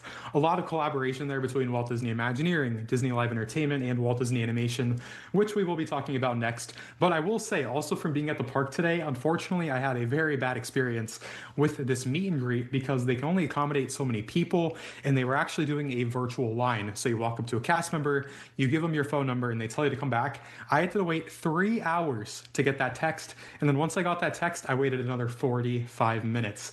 So if you want to go to this meet and greet, I would highly suggest to pack your patience or go there immediately in the morning, at least right now, because the demand is very high. Is it going to be like that forever? No. But as of now, pack your patience, be ready. Definitely make it a priority if you really want to meet these characters. So it's pretty popular right now then. Yeah, that was by far the worst experience I've ever had with a meet and greet, but I will say the meet and greet space is beautifully themed. It's really cool. I always like when they actually put effort into the meet and greet spaces where it's themed. It's all themed around the Zoogether Day, which is the whole topic of the attraction. All these biomes and animals in Zootopia coming together. So I respect the effort that went into it, but when it comes to operations, today was unfortunately not it. For the meet and greet for the show, it was pretty flawless. All right, good to know there, Drew. Now let's talk a little bit more about Disney Animation and Disney Imagineering. I know this was something that you had just kind of touched on. And what is that partnership like, and what does that kind of hold for the future when we're looking at Walt Disney World? Yeah, this is something that I really wanted to dive into because just a few days ago, I actually got to talk to Jared Bush, who is the Chief Creative Officer of Walt Disney Animation Studios. So if you guys don't know the name Jared Bush, he wrote the script and helped direct movies like Moana, the original Zootopia, Zootopia 2, and Encanto. And as you guys are seeing on screen right here, right now, they're already working on these next projects coming to Walt Disney World. The big ones that we have next year at Hollywood Studios, The Magic of Disney Animation, and then in 2027 we have Encanto. And in my opinion, I think that these two offerings, specifically The Magic of Disney Animation and the Encanto attraction, I think that these are going to be some of the most special attractions, some of the most classic attractions that we've gotten in Walt Disney World in recent memory, maybe even ever. I think that Disney Animation Stories, with the amount of talent, I think whenever they're working on these movies, it's about 800 people in 5 years of development for 1 hour and a half long movie. So there's so much human element that goes into these movies. And as we're living in a world of AI and there's always so much back and forth, I love when humans can be creative and they get to flourish just using their minds. So when I'm looking at these upcoming attractions and knowing that Zootopia just opened, right? And Jared Bush, as you guys were seeing with that photo of him and I, they are already working on these next projects. And I just thought it was really cool to kind of think about, how much collaboration goes into these projects, because a lot of their work is very secretive. They don't get to talk about it. But this was a cool opportunity where I got to talk to him and the creatives behind Zootopia, and they were really, really talking highly of each other, how much back and forth there is to get these things right when they agree on something, and then that's how we get these attractions in the parks. I think it's interesting to hear that, Drew, because you don't always, those of us who may not be familiar with this, kind of what happens behind the scenes in the lead up and as part of that process to get to the point where these attractions and experiences open.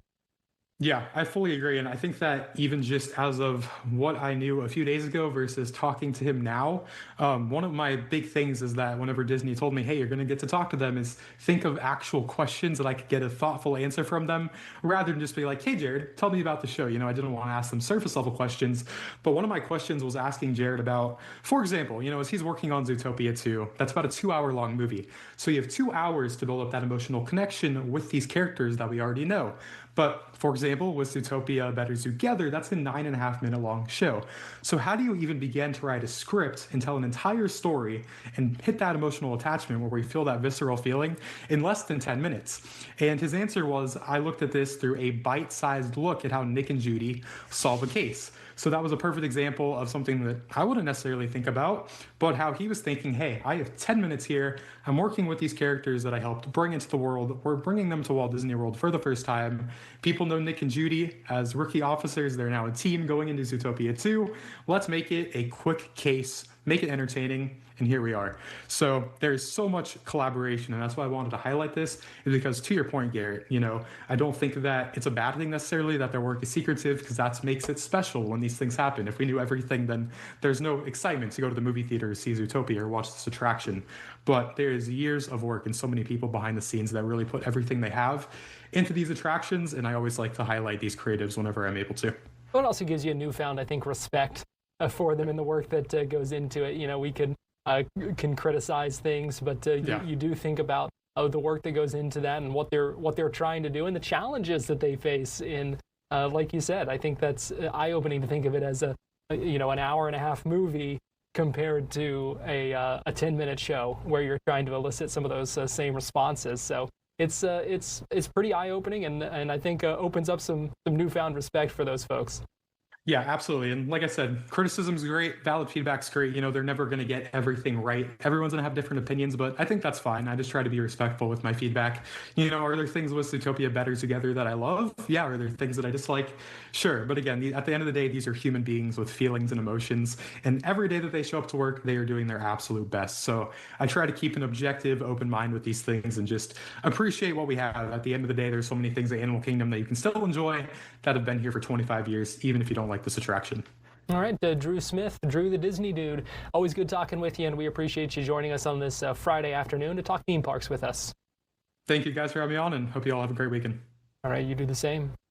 Before we go to break here on Florida Live, I want to give you this live look in downtown Orlando. On the right there, you are seeing Tinker Field and one of the main stages at EDC, the Electric Daisy Carnival, beginning at Tinker Field outside Camping World Stadium, already underway, a weekend of that electronic music festival. And on the left, you are looking at the exit there at OBT to try and get to some of those parking lots. So this is what you should be aware of. This is likely going to continue, especially as we get closer to rush hour as well and have some of those more regular daily impacts as well. So just keep that in mind if you're traveling through Orlando today, and because we are already seeing traffic backing up onto the highway there at OBT. So we're going to take a quick break here on Florida Live, but we still have more to come. So keep it here live on Fox Local, YouTube, and on Fox 35.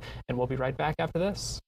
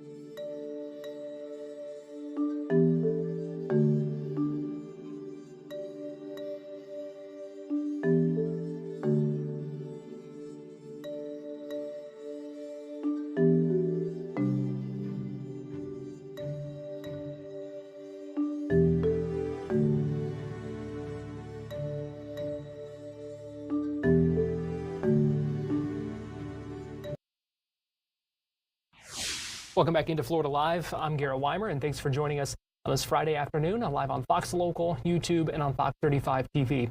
T-minus 5 hours or so and counting until the 2025 Space Game. It's the UCF Knights taking the field tonight as the Centronauts and honoring their space history and heritage tonight on the field at the Acrisure Bounce House against the Houston Cougars. Earlier today, I spoke with Sean Green. He's the host of Charge On, a UCF football podcast. We talked about the significance of the Space Game and how the Knights can and need to get back on track with a win tonight against this Houston Cougars team. A Space Game. It's the most anticipated game of the year. I hope UCF I wish UCF was much better, but fun night nonetheless. Now, UCF still hasn't lost one of these. Is tonight the first one they lose in the Space Game? I picked them to lose, so I mean, I hope I'm not right, but there's a high likelihood that they do lose this game. But at the end of the day, Houston is a flawed team. They lost to West Virginia last week after being ranked. So this is a game that UCF can win by all means, but it might be a little bit more challenging than in years past for the Space Game. UCF is 4-4 right now. They are 1-4 in the Big 12. They are coming off just a bad loss against Baylor, 30-3, the final score in that one. So what do the Knights need to do to get back on track, Sean? Yeah, they need to play like they normally do at home. That's the positive, is that they're playing at home this week, because as we've known, when they go on the road, they are a completely different football team. And teams struggle on the road. There's no question about that. But this UCF team, being young and inexperienced, has proven that on the road they just don't play anywhere near the level they are capable of. When they are at home, they show signs of life. And you've seen that throughout the season. That's why you give them a chance tonight. Listen, like I said, Houston is flawed, and UCF is flawed, but at home they play a lot cleaner football. So it's going to be really a question, and this is a win-or-go-home scenario. If UCF does not win this game, there's really no likelihood they're going to go to a bowl game. So if they lose tonight, their season's basically going to be done, even though they have 3 games left. Well, Houston, only a 1.5-point favorite in this one. Yeah, I mean, I think that is very telling because of last week, losing at home to West Virginia, a team that UCF absolutely blew the doors off of, a team that is on their 4th quarterback. I think it was one of those things where Houston got ranked 22nd in the country, and they were maybe looking ahead, thinking, oh, we could potentially make it to a Big 12 title. Well, that's looking a lot less likely now after that loss to West Virginia. So the fear for UCF fans should be that Houston gets a bounce-back game. So that's kind of what you're hoping doesn't happen, but you're hoping some Space Game magic kind of propels the Knights in this one. Let's talk about that Space Game magic. The Knights are 8-0 in these Space Games. What do you think is special about these matchups when it comes to the annual Space Game? Yeah, I think it's just extra juice. I mean, I really do. I think by now it's 8 years in. I think getting those specialty uniforms, putting them on, it almost gives the team a different vibe. I mean, the win against Oklahoma State a couple years ago, they were 17th in the country. I thought that was going to be the first loss for this team. And what do you know? They came out, got a win last year. UCF was not good. And then Arizona comes in, and again, UCF blows the doors off. I do, like I said, I'm not confident tonight, but again, the Space Game magic for some reason finds a way. So we'll see. But this might be the end of this long, strenuous streak.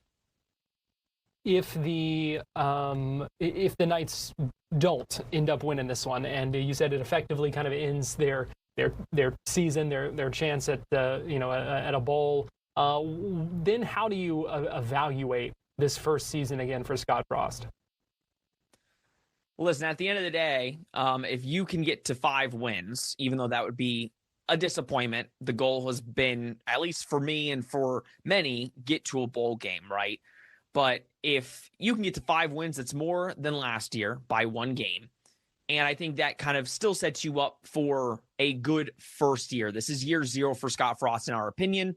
They had to really change the entire roster. So it's hard to really judge. You can base and say, listen, they've got to get better on the road. They've got to really hunker down and recruit better heading into next season. But yeah, if they do lose tonight, you've got a road game against Texas Tech, which right now is number 8 team in the country. And you've got the final game on the road against BYU, who is the number 7 team in the country as of right now. Yes, you've got the Oklahoma State game, which many are expecting UCF to win at home. So right now you've got UCF at 5 wins. So what does that tell you? It tells you tonight is the game. If UCF loses tonight, more likely than not, they will not be making a bowl game. And you just hope they can beat Oklahoma State to win one more game than last year, which still isn't great. But with all the things happening with this team, you kind of take it as a positive. Bottom line for us, Sean, what are you going to be watching for tonight? I'm going to be watching for if the Space Game magic continues and if UCF plays like they usually do at home. If they play like they do at home, I think they've got a good chance. But if they don't, the Space Game magic might end tonight. Well, let's hope it doesn't. 8 o'clock at the Acrisure Bounce House. You can also watch that game on FS1. Also a big game tonight for the Orlando Magic. They play the Celtics at home at the Kia Center in the first game of group play of the NBA Cup. The Orlando Pride have their first playoff game tonight in the NWSL as they try to defend their title from last year. That game is 8 o'clock at Enrico Stadium. We talked about that earlier today with Austin David, digital content manager for the team. You can find that interview on Fox Local and on fox35orlando.com. So a lot going on around town, and we appreciate you joining us here today on Florida Live to hear about some of that. So we are here 2 o'clock on TV, but we start live streaming at 11 a.m., 4 straight hours that we have been going. So we hope you make plans to join us on Fox Local. Have a great day and a great weekend. As we wrap up here, let me give you a live look at the EDC going on at Tinker Field. Have a good one.